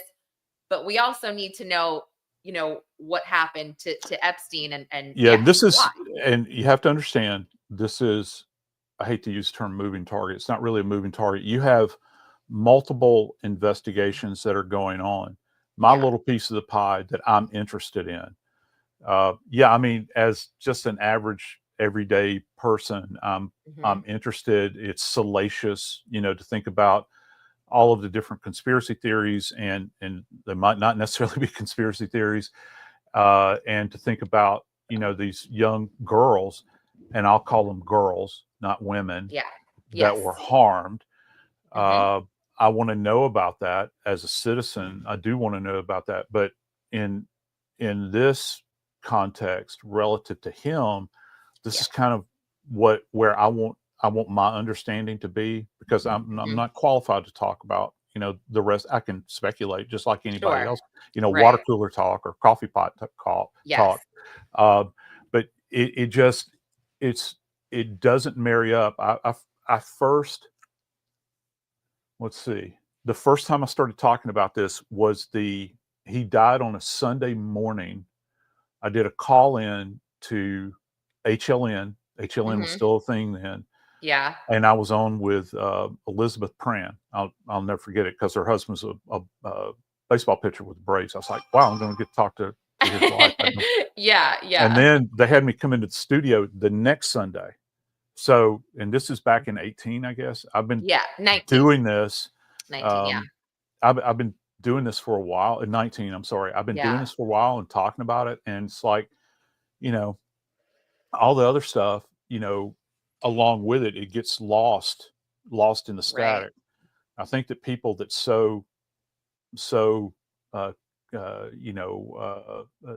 doubt and that sort of thing, confusion, that's what they want to do, because it keeps the story alive. The story doesn't need that. It has a life of its own, and every bit of the investigation along the way is unique to itself. And so, with just his death alone is fascinating. Now, if you really want to go down a rabbit hole, one of the things that I've always been fascinated about, as it applies to the actual victims, has been the location of these girls, because I've heard about people that were models and all that sort of stuff, but I'm thinking you've got young girls that were allegedly brought in from Eastern Europe that can't speak a lick of English. What are you going to do? And they're young. You bring them into Manhattan, or you bring them to Little St. John, or you bring them to New Mexico, or you bring them to wherever. Do you just cut them loose back out on the streets, or do you put them on a plane and fly them back after you've traumatized them? And who's talking to them? Who's talking to all of these young girls, these underage girls that may have been brought in for entertainment? What happened to them? I want to know what happened to them. Make me understand what happened to these young girls, because we talk about human trafficking all the time. It's in the news. Can't turn on the news without hearing about it, or flip on your phone and hear about another story Hmm. Okay. And many of these things end very, very tragically. I'd like to Yeah. know, I'd like to know what became of them, because even Right. as diverse as New York is, you turn loose a young Slavic girl that can't Hmm. speak English onto the streets of Manhattan. Does she just disappear into the crowd? What happened to her? What became of her? What's her story? And I think that that's one of Yeah. the big mysteries here, because they keep, they, and don't you love it Yeah. when they say things, they keep talking about the number of these children that there were, and they've used the term Right. children over and over again. Um, I'd like to know their stories. I want to know what became of them, where they wound up. Yeah. Were they Yeah. flown back to their homes in Eastern Europe? I don't know. Were they So, taken somewhere else? I mean, I have reached out, I know Nancy just interviewed Mark Epstein and I have reached out to him. He did write me back. He didn't confirm an interview yet, but and he kind of made it clear, I only want to talk about my brother's murder. Me, I'm also very interested in his building on East 66th Street. Excuse me. It's like 3 something East 66th. He's owned that building for a long time. Joe Scott, allegedly, Jeffrey Epstein sent many of his quote unquote masseuses to live in that building. He Hmm. sent many men that were friends with him, maybe, again, I'll leave it there to go visit some of these young women in that building. And I don't want to act like, oh, Mark, you knew about this, you helped. It's nothing like that. I just that's what I heard about his building, and I've heard from multiple sources that I've heard. I've read about it, and I want to know. I also heard that it was very possible that Jeffrey Epstein fathered a child that lived in that building as well. Complete speculation, guys. Absolutely no truth to that whatsoever. I heard it from a source, somebody who lived in that building. I'm just Hmm. gonna leave it because I live 10 blocks away from there, basically. So I have a lot of questions. I mean, I have a Yeah. lot of questions there. And so that just kind of goes along with what you said. Maybe a lot of them went to live there. He took care of them for a while. And then you're right. They maybe years passed, they became adults and they took off realizing what had happened. I don't know. I don't know. I don't either. But I think Yeah. that um, their their stories are far more Yeah. intriguing than Jeffrey Epstein's story. But everything leads back to him, and maybe certainly beyond. I think, because when you think about who could have facilitated this along the way, Mm, who could have made this, because this is not something that, even when we talk about human trafficking, and again, not an expert in the field, I'm just around a lot of yeah. people on air talk about it. Yeah. Even when you talk about human trafficking, some of these things start up, somebody is an opportunist. They say, well, if you can go out and find some young victims and traffic them to me, it's something that kind of starts. Maybe it's a one-time event. Maybe they're doing it regularly. We're talking Yeah. about something that has, this is, this is an institutional entrenchment that's been going on since the 90s, dude. The 90s that we know of, where Right. he has involvement. Yeah. This is something that has a root that runs so deep that I don't Mhm. think that many of us can fathom it. And No. it's when things like this happen, particularly with his death in this uber lockdown place, where he's supposed to be protected. He is a in custodial care of these individuals, and he's dead. And then you get these findings that Dr. Biden has talked about extensively that just don't ring true with the science. Makes you Yeah. question other things. Oh yeah. No, you are so right. And we have, yeah, we have a long way to go, I think, as a society here. And I don't know if we're ever gonna get answers to this and if we're ever gonna get past this, I think as a country as well, because it's not it's kind of like you said, we're not so interested in Jeffrey Epstein himself. We're Mhm. interested in the victims in the entire story and the Yeah. lies that we're being fed and what is being covered up here and why. But Yeah. Joe Scott, thank you so much for giving Yes, us ma'am. your time and your expertise. My You are pleasure. incredible. Yeah, guys, again, we pinned in the chat Joe Scott's Twitter his podcast. You must go follow him. He's amazing. There's this great expose on him as well on Lad Bible, which was just so chilling and incredible. So go watch that as well. But you're the best. I so Oh, well, thank you. appreciate you. And I hope I'll see you soon. I don't know when, but I hope I'll see you and Kim soon. PrimeCon. So, I haven't even got tickets yet. I'm the worst. I need to figure that out. Oh, so yeah, that reminds me. Going to Denver. Yeah. Denver So CrimeCon. Yes. yeah, it'll Okay. be fun. So that. maybe we'll see each other there. But Yes. best to you and your family. And Kim sends her love, and well, hopefully we'll talk soon. And I'll try to be more responsive to text. How's that? Just kidding. I know how busy you are. Please, it's like I have to give you crap. So that's no, okay. Thank you so much, and give Kimmy a hug for me. Okay. I sure will. All right. Okay. Y'all have a good See you day. later. It's good to chat with you. Thank you for the opportunity. Thank you. Bye. Bye-bye. Oh my gosh, he is amazing. That was literally so helpful to me, and now I'm just like, okay, there is not a doubt in my mind here that Jeffrey Epstein was murked, and he was murked good. Yeah, sorry to be gross, but all right. So what we're gonna do now is let me hold on. I got a missed call from somebody. I can't say who it is just yet, but I want to know if they will talk on the phone with me. Let's see. Because I want to get to the Diddy stuff and the Sean G stuff too. So I think what I'm going to do is I'm going to sort of wrap it on the shooter, the Midtown shooter, because I don't care about him as much at this moment. I do care about the victims. So when the victims' names are all printed, I can go over that as well for families and people. I'm going to see can.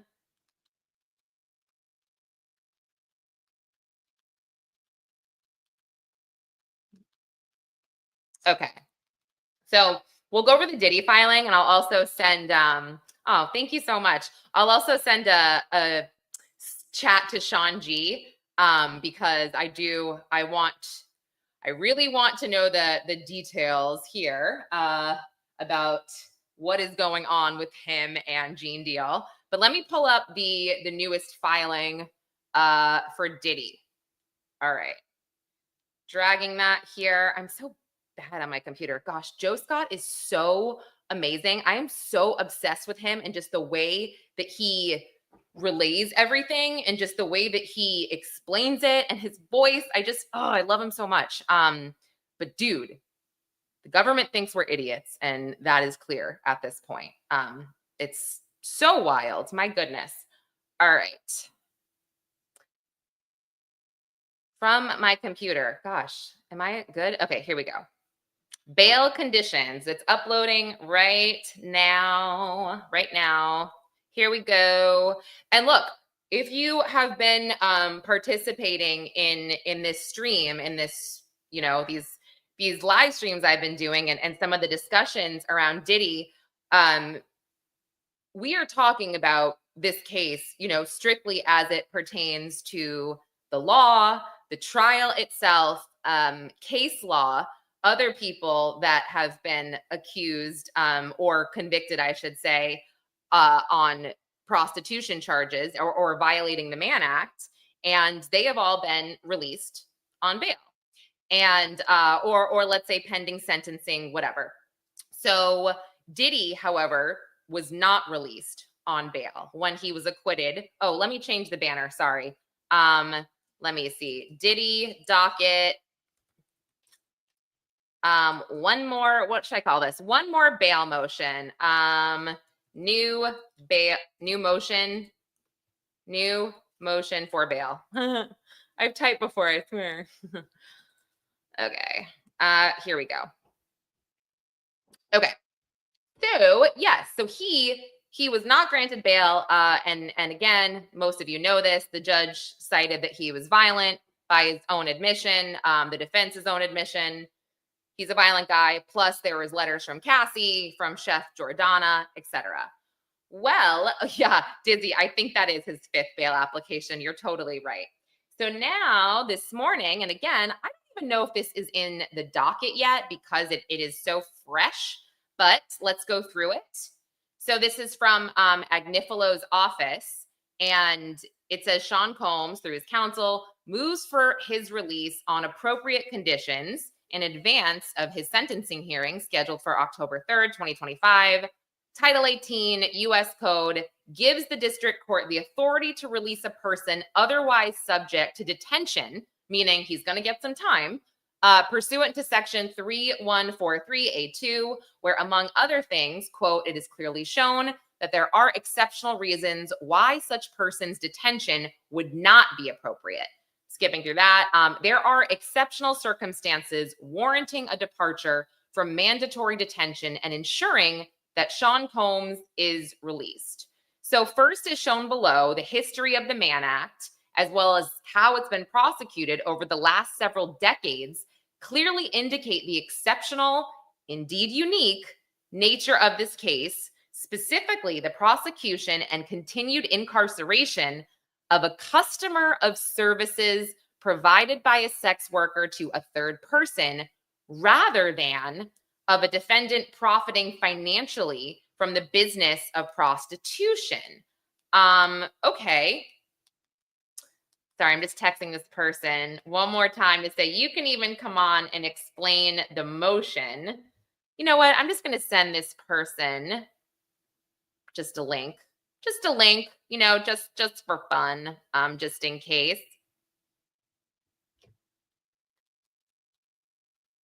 Let's see.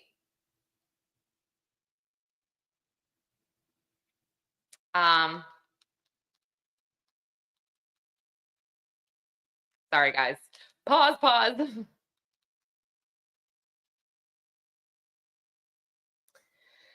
Okay, let's see.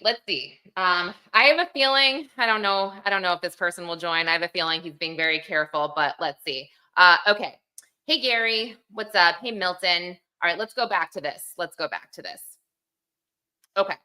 Talking about the history of the Mann Act. Okay, so he's rather than a defendant profiting financially from the business of prostitution. In the limited cases of Mann Act convictions from across the country that bear any similarity to Mr. Combs' case, the defendants were released pending sentencing. We've talked about this. That has been, very, very common. And the nature of these charges do warrant a release for most defendants. Second, Mr. Combs' conditions of confinement at the MDC qualify as, quote, exceptional circumstances under United States versus Chavez. I'm really trying here.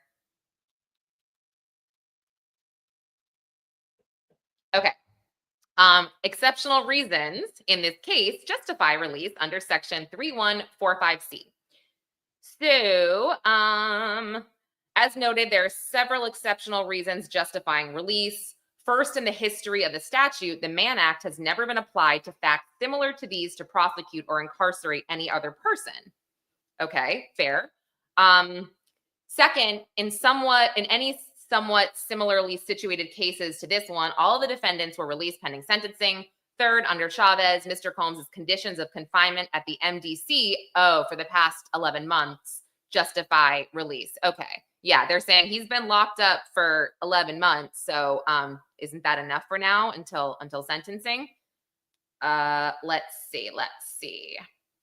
Okay.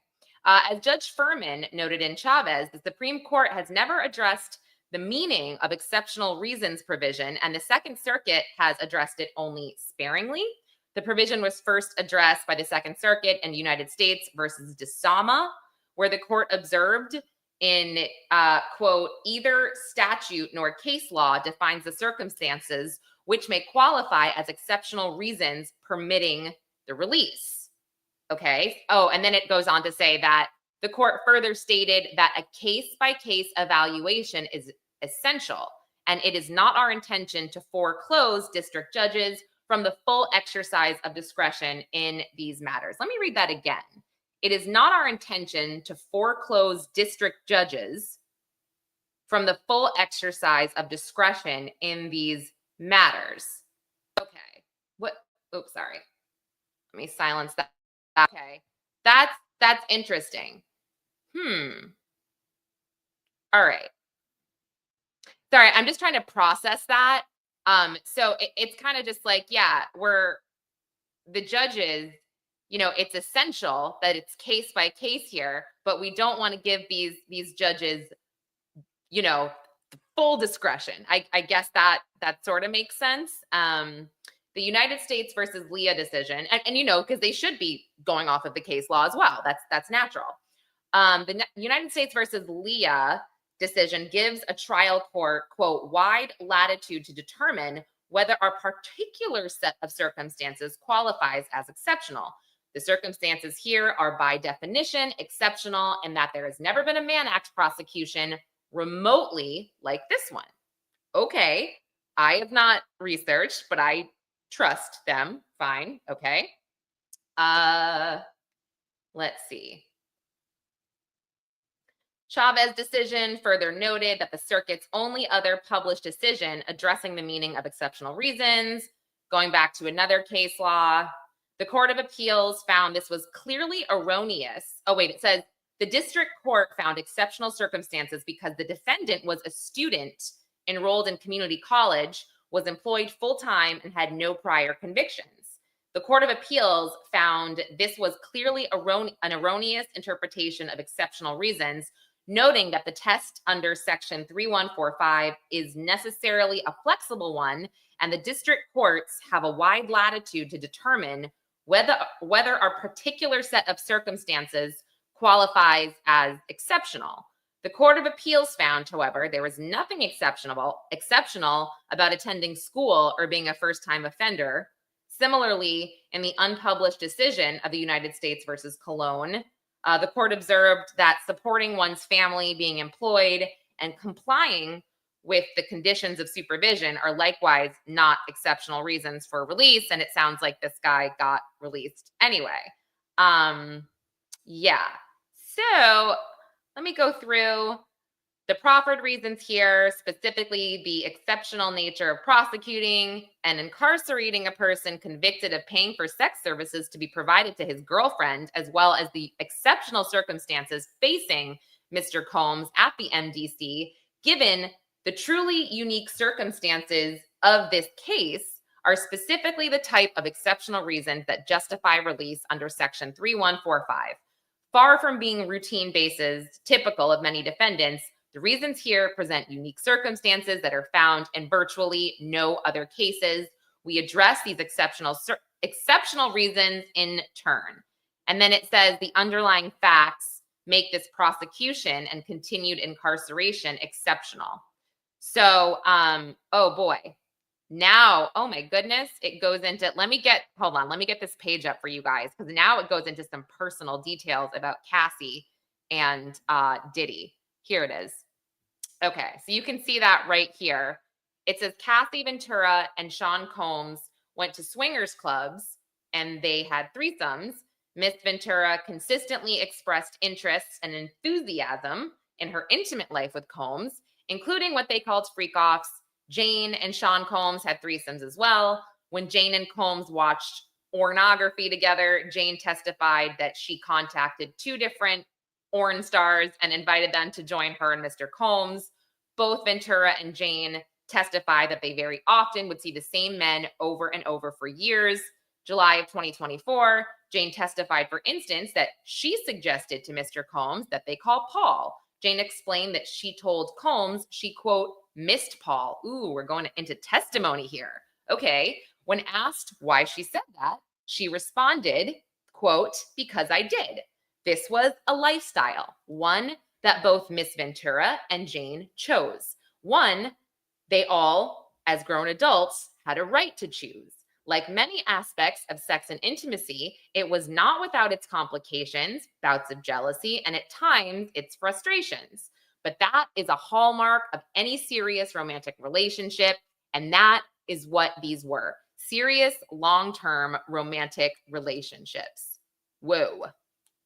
Wow. Okay. So listen, if you just heard that and you didn't know anything else about this case or the trial or let's say someone like Dr. Don Hughes coming in and saying, well, this is why they said XYZ, this is why this happened, what would you think? Would you think this person needs to be incarcerated? So, all right. And then it says, a jury listened closely to all the evidence concerning these two relationships at the center of this sprawling racketeering conspiracy indictment, and the jury acquitted Mr. Combs of all the serious counts and almost all of the conduct charged. The jury concluded that Ms. Ventura and Jane were not forced, coerced, defrauded, or into having commercial sex. My gosh, my phone is ringing like crazy today. Sorry, guys. And P.S. My phone never rings. I'm not even trying to flex. Literally, no one calls me. Okay. So, but it did conclude that there was prostitution, that the payment for the Cowboys for Angels, the Orange Stars, and others amounted to sex for money, despite what the only two ex-government testified. What did they testify? Now I'm just need to read that again. It concluded that there was prostitution. Oh, yeah. Sorry. They're saying the jury concluded that there was prostitution, that the payments for Cowboys for Angels, the porn stars, and others amounted to sex for money, despite what the only two escorts called by the government testified. No, I feel like they testified that they were, I don't know. Oh, they're saying, okay, sorry, guys. What the defense is actually saying is that the escorts, entertainers testified that they weren't actually, quote, escorts. They had other jobs, like the Punisher, he was a stripper. And Daniel Phillip, he ran the that club, the women's entertainment club as a manager. So the defense is saying, yeah, even though they testified that they weren't actually prostitutes, the jury found them to be prostitutes, which, come on, anyway. So, okay, in the lifestyle that he and other adults voluntarily chose, Mr. Combs would be called a swinger. But in the vocabulary of the Mann Act or of prostitution generally, he might, at worst, be somewhat called a John, someone who pays to have sex with a sex worker, in this case, a male sex worker, more particularly a male sex worker that works for and is vetted by a well-known agency called Cowboys for Angels, or another similar agency, or who works as a paid porn star in connection with movies. Okay. So now they're saying, am I on the right? Let me switch pages. Because now they're saying, okay, he should not be in jail for this conduct. Okay. In fact, he may be, here we go. He may be the only person currently in a United States jail for being any sort of a John. And certainly the only person in jail for hiring adult male escorts for him and his girlfriend when he did not even have sex with the escort himself. Over the last 75 years, the White Slave Traffic Act has been limited to defendants who cause interstate travel for financial gain through the business of prostitution, as reflected in the cases brought under the statute, as well as the explicit enforcement policies set out in the United States Attorney Manual, more recently called the Justice Manual. That Sean Combs remains in jail for being convicted of being a customer of consensual adult sex services makes this case truly exceptional. Not only is prosecuting the users of adult prostitution services inconsistent with the Mann Act, it is inconsistent with the prosecution policies of the district attorneys of Manhattan and the city attorney of Los Angeles, California, two of the three locations where this prostitution allegedly took place. In addition, Mr. Combs is incarcerated while everyone else involved in this identical conduct, his girlfriends, the quote-unquote cowboys, the agency's leaders, the corn stars, and others, walk free as they should. If there was ever a fact pattern that was exceptional under the Mann Act, it is this one. Let's stop. Wow. Okay. Listen, guys, I'm just going to make this a little, let's just look at this from the perspective that we really don't know anything else from this trial, from this case. We don't know anything else, right?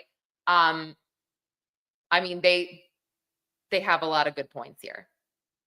But I mean, obviously we've discussed it is up to the judge. It is his discretion, this judge, but you don't want to be that judge that goes against the grain here and is that judge that unfairly sentences people or keeps I mean, it's tough. I do feel like it's tough, but again, if you separate everything else, he probably should be released on house arrest until sentencing. Especially because of the whole quote, there is not one person in the United States right now that is incarcerated for prostitution, for hiring a prostitute for he and his girlfriend. I mean, what do you guys think? Even people like, again, you can think he is the most disgusting human in the entire world, right? Totally. But when it comes down to it and it comes down to the law and case law, what do you guys think? Truly. It's tough. You can't, I just don't think that you can, if you're a celebrity, you shouldn't be treated differently, better or worse, right? Treat a celebrity like you would any other person. So I mean, this is super interesting. Let me just read the last part because that one paragraph I thought was pretty powerful.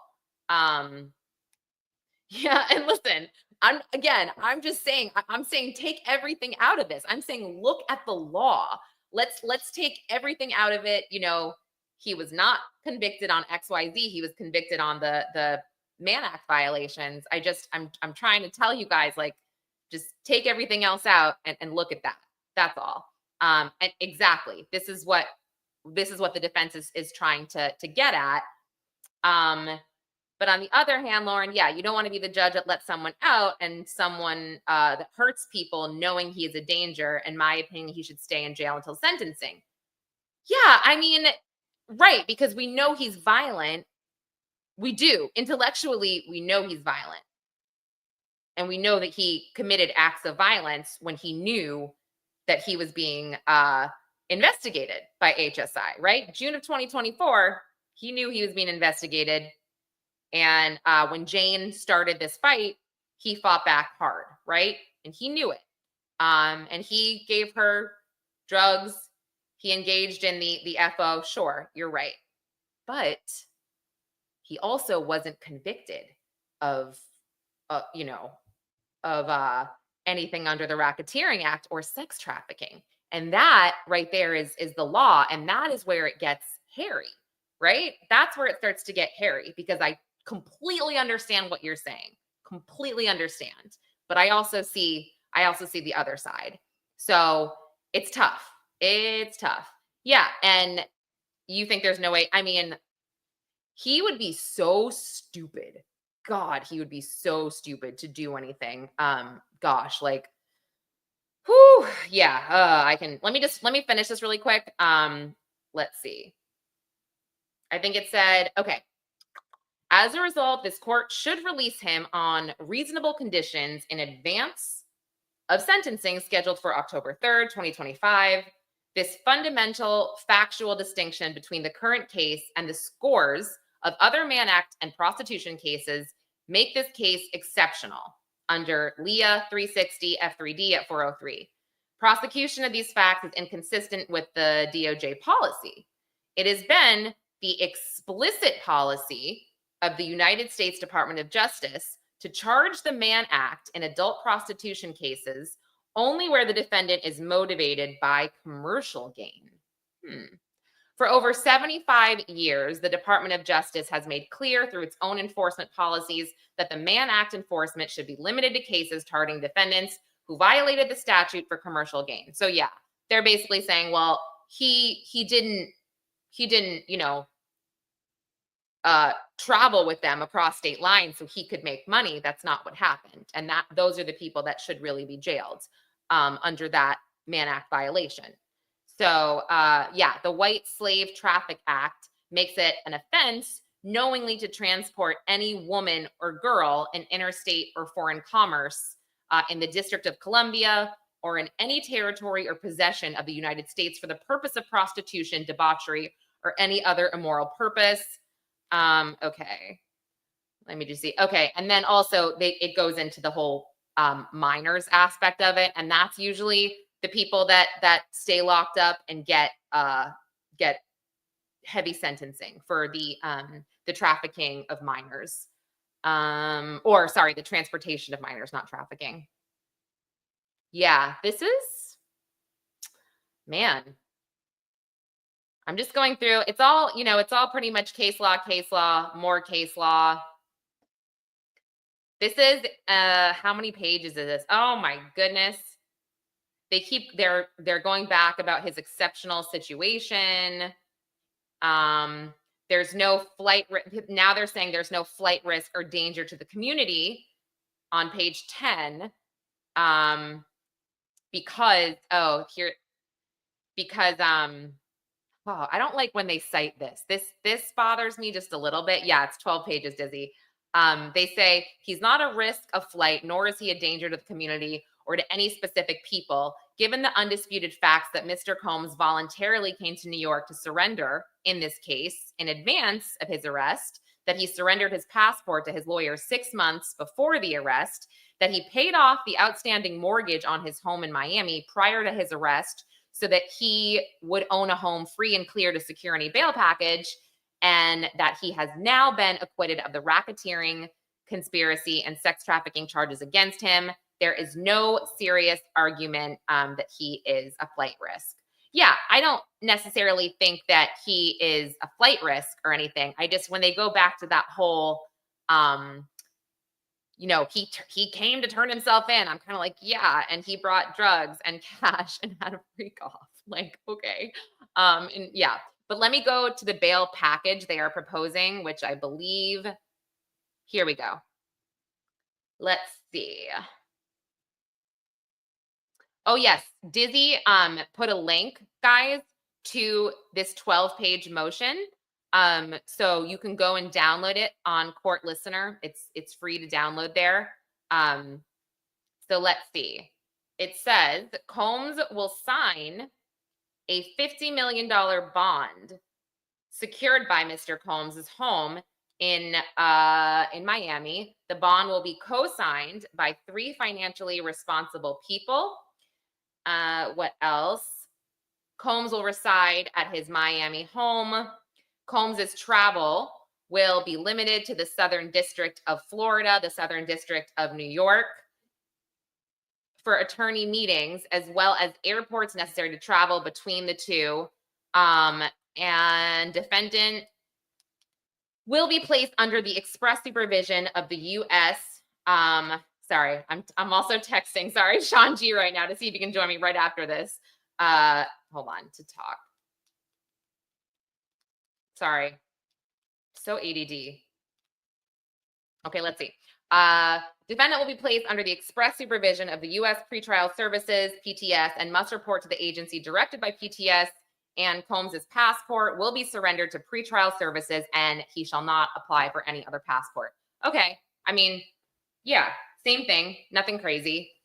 And then, then they say, if the court finds more extreme conditions necessary, the court may also add any or all of the following conditions: home detention, private security approved by the court, and pretrial services with the cost borne by the defendant, mental health treatment, substance abuse treatment, electronic surveillance of the defendant, or any other condition of the court that they deem necessary. With any and all of the conditions posed above, Mr. Combs can show by clear and convincing evidence that he does not pose a danger to the community, and he would fully surrender to supervision by pretrial services to ensure that the court knows that Mr. Combs does not pose a danger to any person.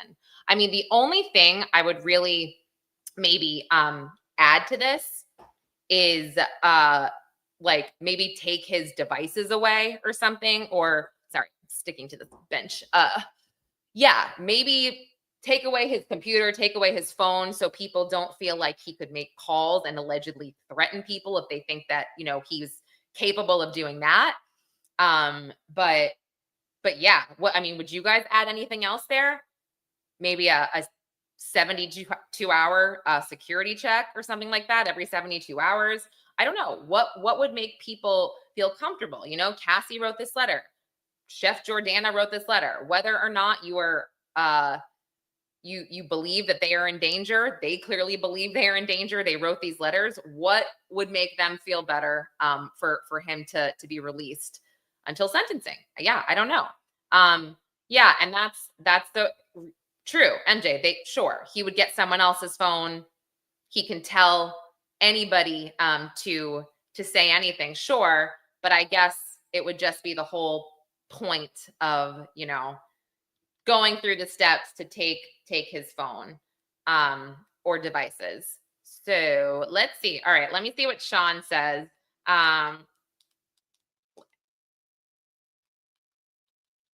Let's see.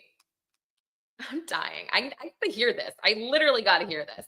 Yeah, I mean, I personally think it would be very stupid for him to try anything at this point. I mean, yeah, ankle. I think the ankle monitor goes without saying, right? Am I crazy? Or I mean, they didn't mention it, but yeah, who knows?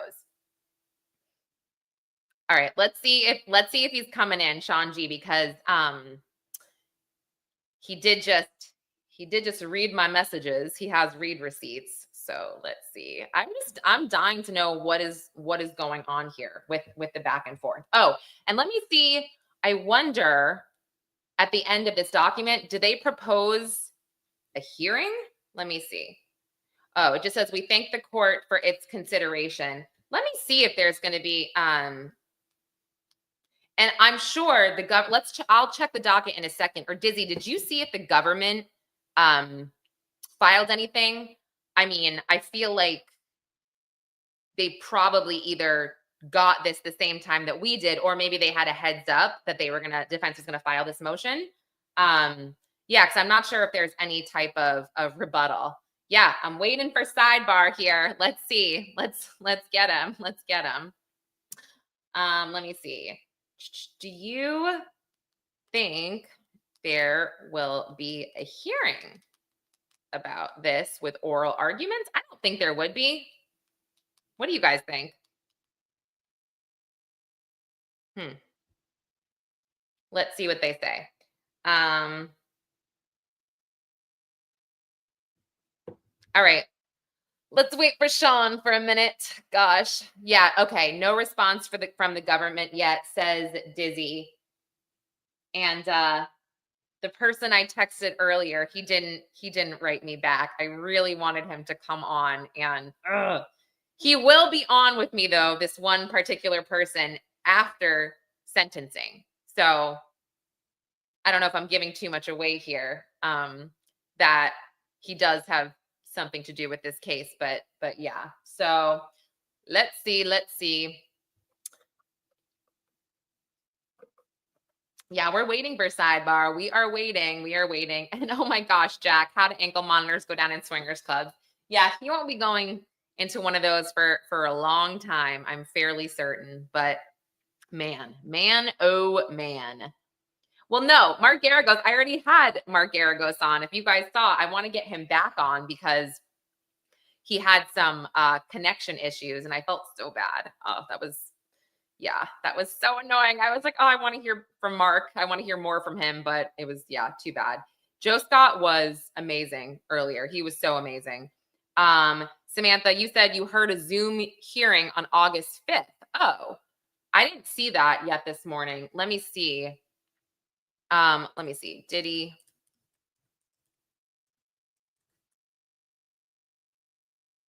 Let's see. Are you talking about Diddy or?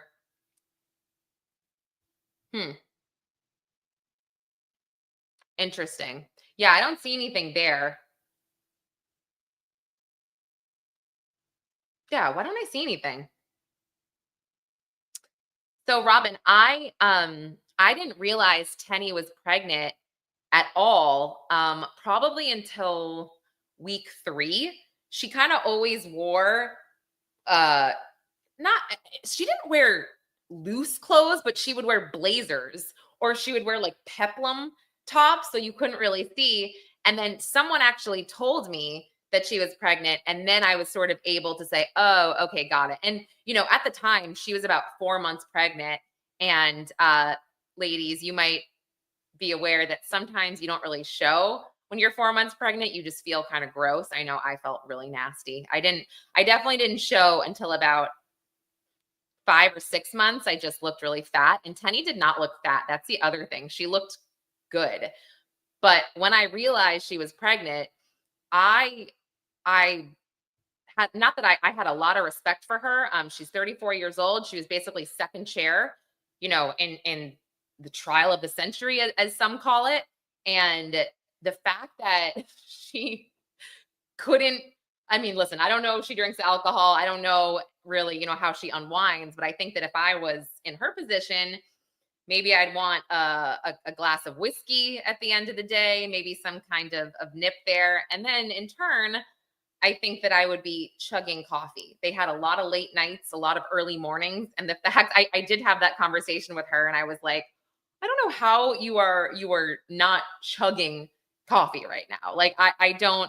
And then I was like, also my son, I did drink a lot more coffee with my 6-year-old son, and he's totally fine. And then I was like, is he? He's kind of a maniac, actually, but that's also boys. So I don't know if she's something a boy or girl, but then I was like, maybe I shouldn't be giving advice. But okay. So my Diddy source said they hope there will be oral arguments. So that kind of means, yeah, not so sure yet, not yet, but all right.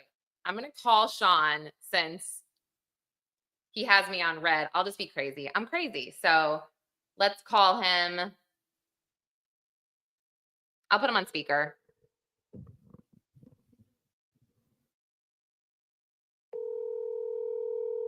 Can you guys hear it ringing?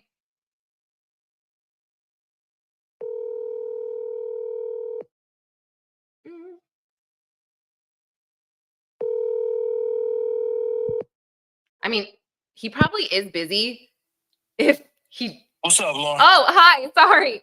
Do you have a minute? Yeah, let me, I'm taking care of something right now. I'm gonna be on in a few. Okay, perfect. We just got to hear everything, okay? Sorry to stalk you. Okay. All right, cool. All right, bye. Thank you. He's like, don't give me a second. I'm like, sorry. Okay, so he's coming on in a second. Oh my goodness. Let me just see what, sorry. I'll just take a minute to see what everybody wants from me. Because like I said, guys, trust me, I did send him a link. Sherry, I sent him a link. Don't worry. I sent him a link. Sorry. I am on. Okay.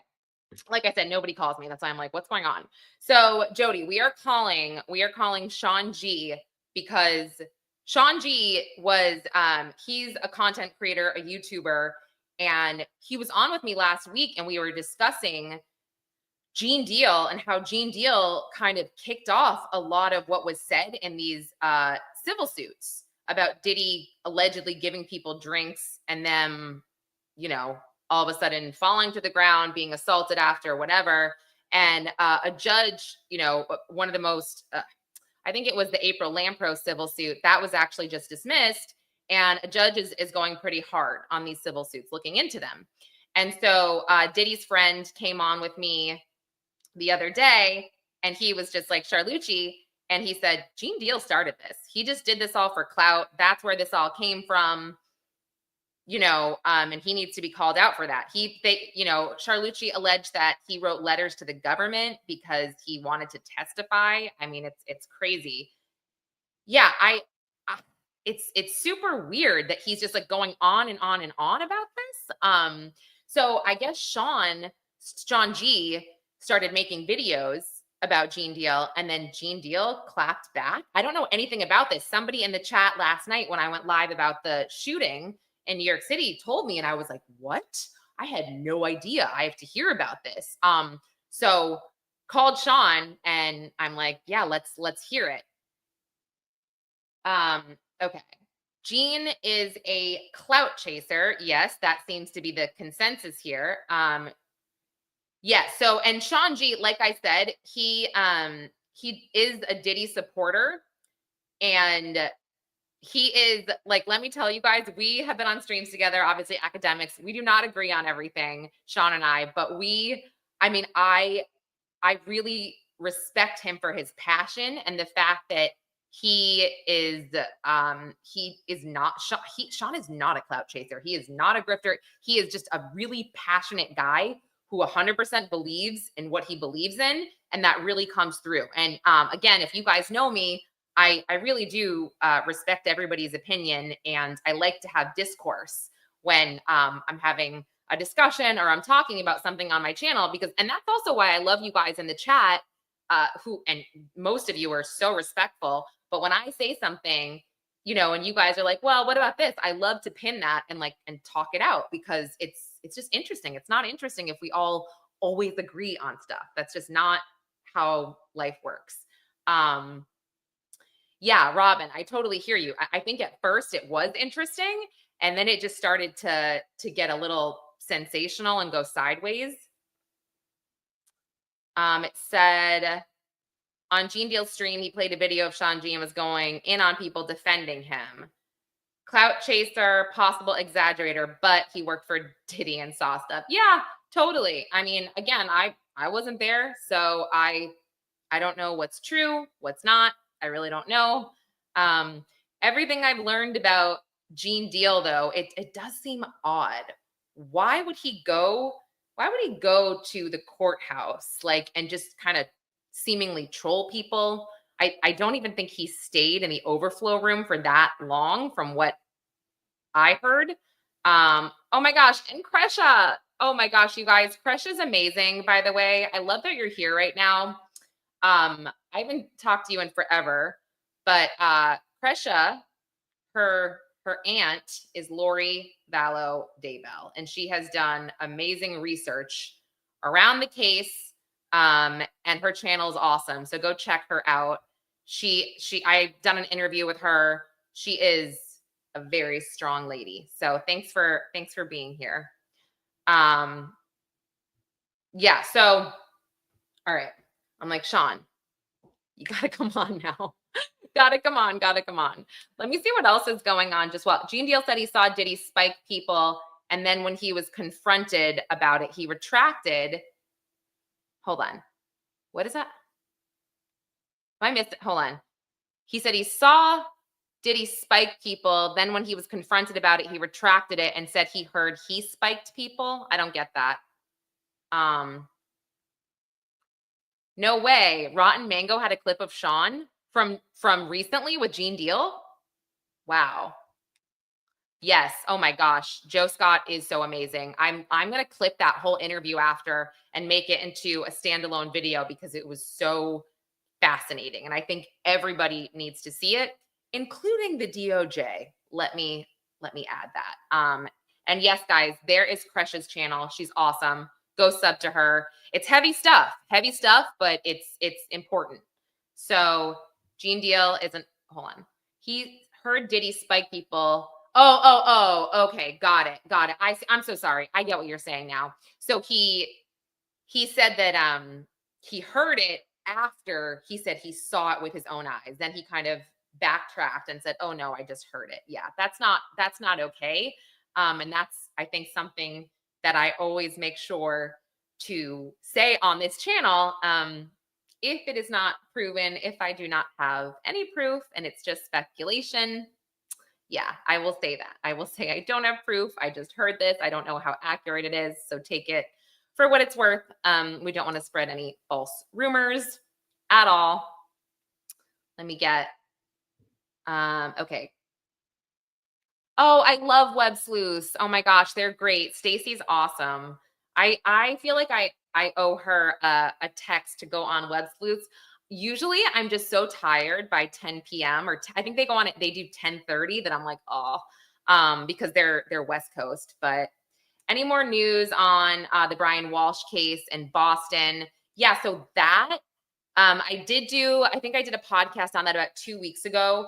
They there was some news. I think they're just, they're continuing to file these motions to get the evidence excluded, certain pieces of evidence, and including the actual search that they did of his devices, because they're claiming that the search warrant wasn't obtained legally. And I don't think there's been a decision on that. Dizzy, I could be wrong, but I don't think. There we go. Yes, hearing next week. Yeah. So let me see. I know last night was late because there was breaking news, and I was sitting in my bed, and oh, great. The searches are in for Brian Walsh. Thank goodness, because that right there is going to get him convicted, I think, because there's no body in that case, but his searches are so effing stupid. He's so dumb. He searched like probably a million things, and I went through all the searches in the podcast that I wrote. He's like, when does a body start to smell? Does XYZ cut through a body? Where do you hide a body? Does DNA? It's just, he's an idiot. And he did it on his kid's iPad. Like, so stupid.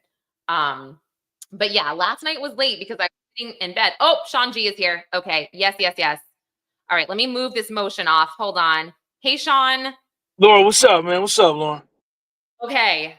Thank you. I'm sorry for stalking you. You all right? So sorry. But last night in the chat, let me change the banner. We were talking just briefly about something completely different. And someone's like, Gene Deal is literally going after Sean right now. And I was like, oh my gosh, I need to get all of the details. So please tell me everything right now. No, he had said something. He had made a comment about opinion that I had. I had said that Puff was the king of hip hop, and Yeah. he took my video and put it on his page, and what he called me, the clown ass nigga. Oh And no. I mean, that ain't nothing. That ain't nothing to, you know what I'm saying? That's I don't like small that. potatoes. But so I took that, and I replied to him, because I had never said nothing to my man, Yeah. and I know that everything that he says is none of it is factual. But Yeah. when somebody attacks you, you gotta hit back. When they hit you, you got to hit them back. So I did a couple of videos about him, and just telling him how he's never once read from any kind of paperwork on none of the allegations he had against Puff. Mm-hmm. If everything that you said over the last 5 years that you've been trying to malign Puff, if everything that you said was so money, Maureen Comey would have called you down as a prosecution's witness and put you on the stand. But Exactly. everybody knows that everything you say is such nonsense. Nobody Yep. even, you weren't even called as a witness. Nope. He wasn't called at all. And that's the No. thing. He had the keys to the castle here, right? And he had all this information that he saw, and he was so credible. They would have are you kidding me? They would have killed for a witness like that. So, right. So what did he respond to that at all, or no? Yeah, he put up a video last night after I hit him with like a barrage of videos. Because I don't you can't come at me and my platform and me not say nothing back. So Yeah. he went on a live last night and roundabout apologized without, he said that he shouldn't have done that, without formally saying like, yo, I apologize. He was, but he apologized pretty much. Oh, he did. Yeah. Oh. Wait, I wonder why. That seems a bit I don't know. Like it's great he apologized, but if you were so, set on your convictions here, why back down so quickly? Right? Yeah. Well, I was kind of going pretty hard on him. So, how Wow. you been though? You been doing all right? Wow. Yeah, I'm fine. I don't know. We just went over. I can let me send this to you actually right now. So you can go over on your live. Your audience would probably love to see this. I'm sending it to you now. It's fresh off the docket. The defense has filed a new motion. Yeah, I got it For his, already. oh, you got it? Oh, okay. Yep. All right, just Yep. yeah, for his release ahead of October 3rd. So right now there's no plan for an oral argument, but they're hoping for an oral argument. And so yeah, and it's a very well written motion, in So my opinion. it's So clean letter, man. Immaculate. yeah, It's an immaculate letter, man. Letter motion. yeah, yeah. It definitely was. And okay, so wait, so is it also, and this is a good point, Gene Deal, did he not work for Diddy for 20 years? Is that when's the last? Because they started this in it was like 2006, I think, or 2004. They were taking everything from 2004 until 2025. I thought Gene Deal was around in 04. I No, don't know I don't know the dates, Lauren. me either. Yeah, I feel like it was 2004 to them. I don't know when he was around, but sure, maybe it could be that. But also, I don't know if it I don't know. I just feel like there are many reasons why they didn't call him, but yeah. Okay, so it's not, it seems like it's all dissipated, everything's good. Yeah, No beef yeah, yeah. anymore. Yeah, we on to bigger and better things, man. He's just a distraction. He's a sideshow. I'm so glad he apologized. Oh my gosh, I'm so glad he Yeah. apologized. He said if you Wow. go on his live, he says, let me Yeah, say to my man, what'd he say? Let me say to my man, I shouldn't have. fine. That was his opinion. Sean gave he didn't say my name. He said, the dude Okay. gave his opinion and I shouldn't have said something to him or something like that, Okay. I'm just And looking. I don't even know his channel. What is his channel? I don't even know his channel, but think it's his name. it's just his name. Okay. Yeah. That's so funny. Oh, the Gene Deal show. Okay, got it. Got it. Got it. I'm going here. I'm just looking. It was his live last night. Oh, you're on the cover. That's actually Right, really crazy. right, Oh right, my right, right, gosh. right. That Hold one. on. That one. I just want to, I'm going to share this. This is so crazy. Yeah. Wow. I'm like, But we gonna help Puff, man. We still continuing to help Puff. I think this letter lays it out, you mm, know, um, a clear cut case that he should be released, yeah, and so yeah. we just gonna focus on that Hmm. and go with that. Right, right. Well, Have you spoken to academics? not this week yet. I'm still like, I don't know. Are you in Florida still, or are you No, back no, in I'm back. Jersey? I'm in Jersey. Okay. I'm in New Hampshire. I'll be back in the city this weekend or next week. So maybe I'll hit him up then, or I'll do a text with both of you guys or something, so we can Okay. get together and continue our stream. Because it's so fun. But no, I won't keep you. I just want to find what he says here. But so I'll let you go. But sorry for stalking you, and That's all right. That's all right. because I just wanted to hear it from you directly. So I'm glad everything's cool though. All right, Lauren. I'll see you. All right. All right. I'll talk to you later. All right. Bye. Bye bye. Sidebar. Bye. Sidebar. Sidebar. I love him. I love him so much. Okay, I just want to see what he says here. Let's see.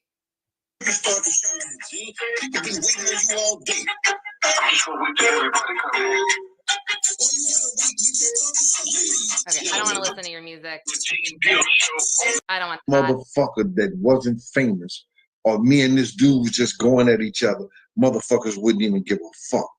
Because people never cared about when Puff and D-Rock came on the internet and was talking about me.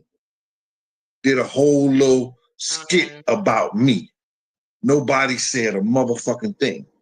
But everybody got everything I to can't listen to say this guy. Sorry. because I'm like, sorry, I thought I could. I can't. Sorry, can't. All right, fine. Sorry. I don't like how he says the F word every other word. It's just like annoying. And I heard it from Sean. That's cool though that he apologized. I mean, right? I think that's very cool. But all right. So I think at this point, I've gone over everything that I really wanted to go over. It's been over 2 hours. These always last longer than I intend them to. But yeah, I should look. I will. I'll look at the transcript for the apology for sure, Sherry. And I'll keep everybody updated with everything for Thursday's show as well. And if you're new to this channel, please like and subscribe right here. I think I think for right now, like I said, I'm continuing to do these Tuesday, Thursday live streams. I do drop videos and obviously podcasts. I do have my audio podcast. My videos, the pre-recorded videos don't seem to do as well for people, or people don't necessarily seem to be as interested in them.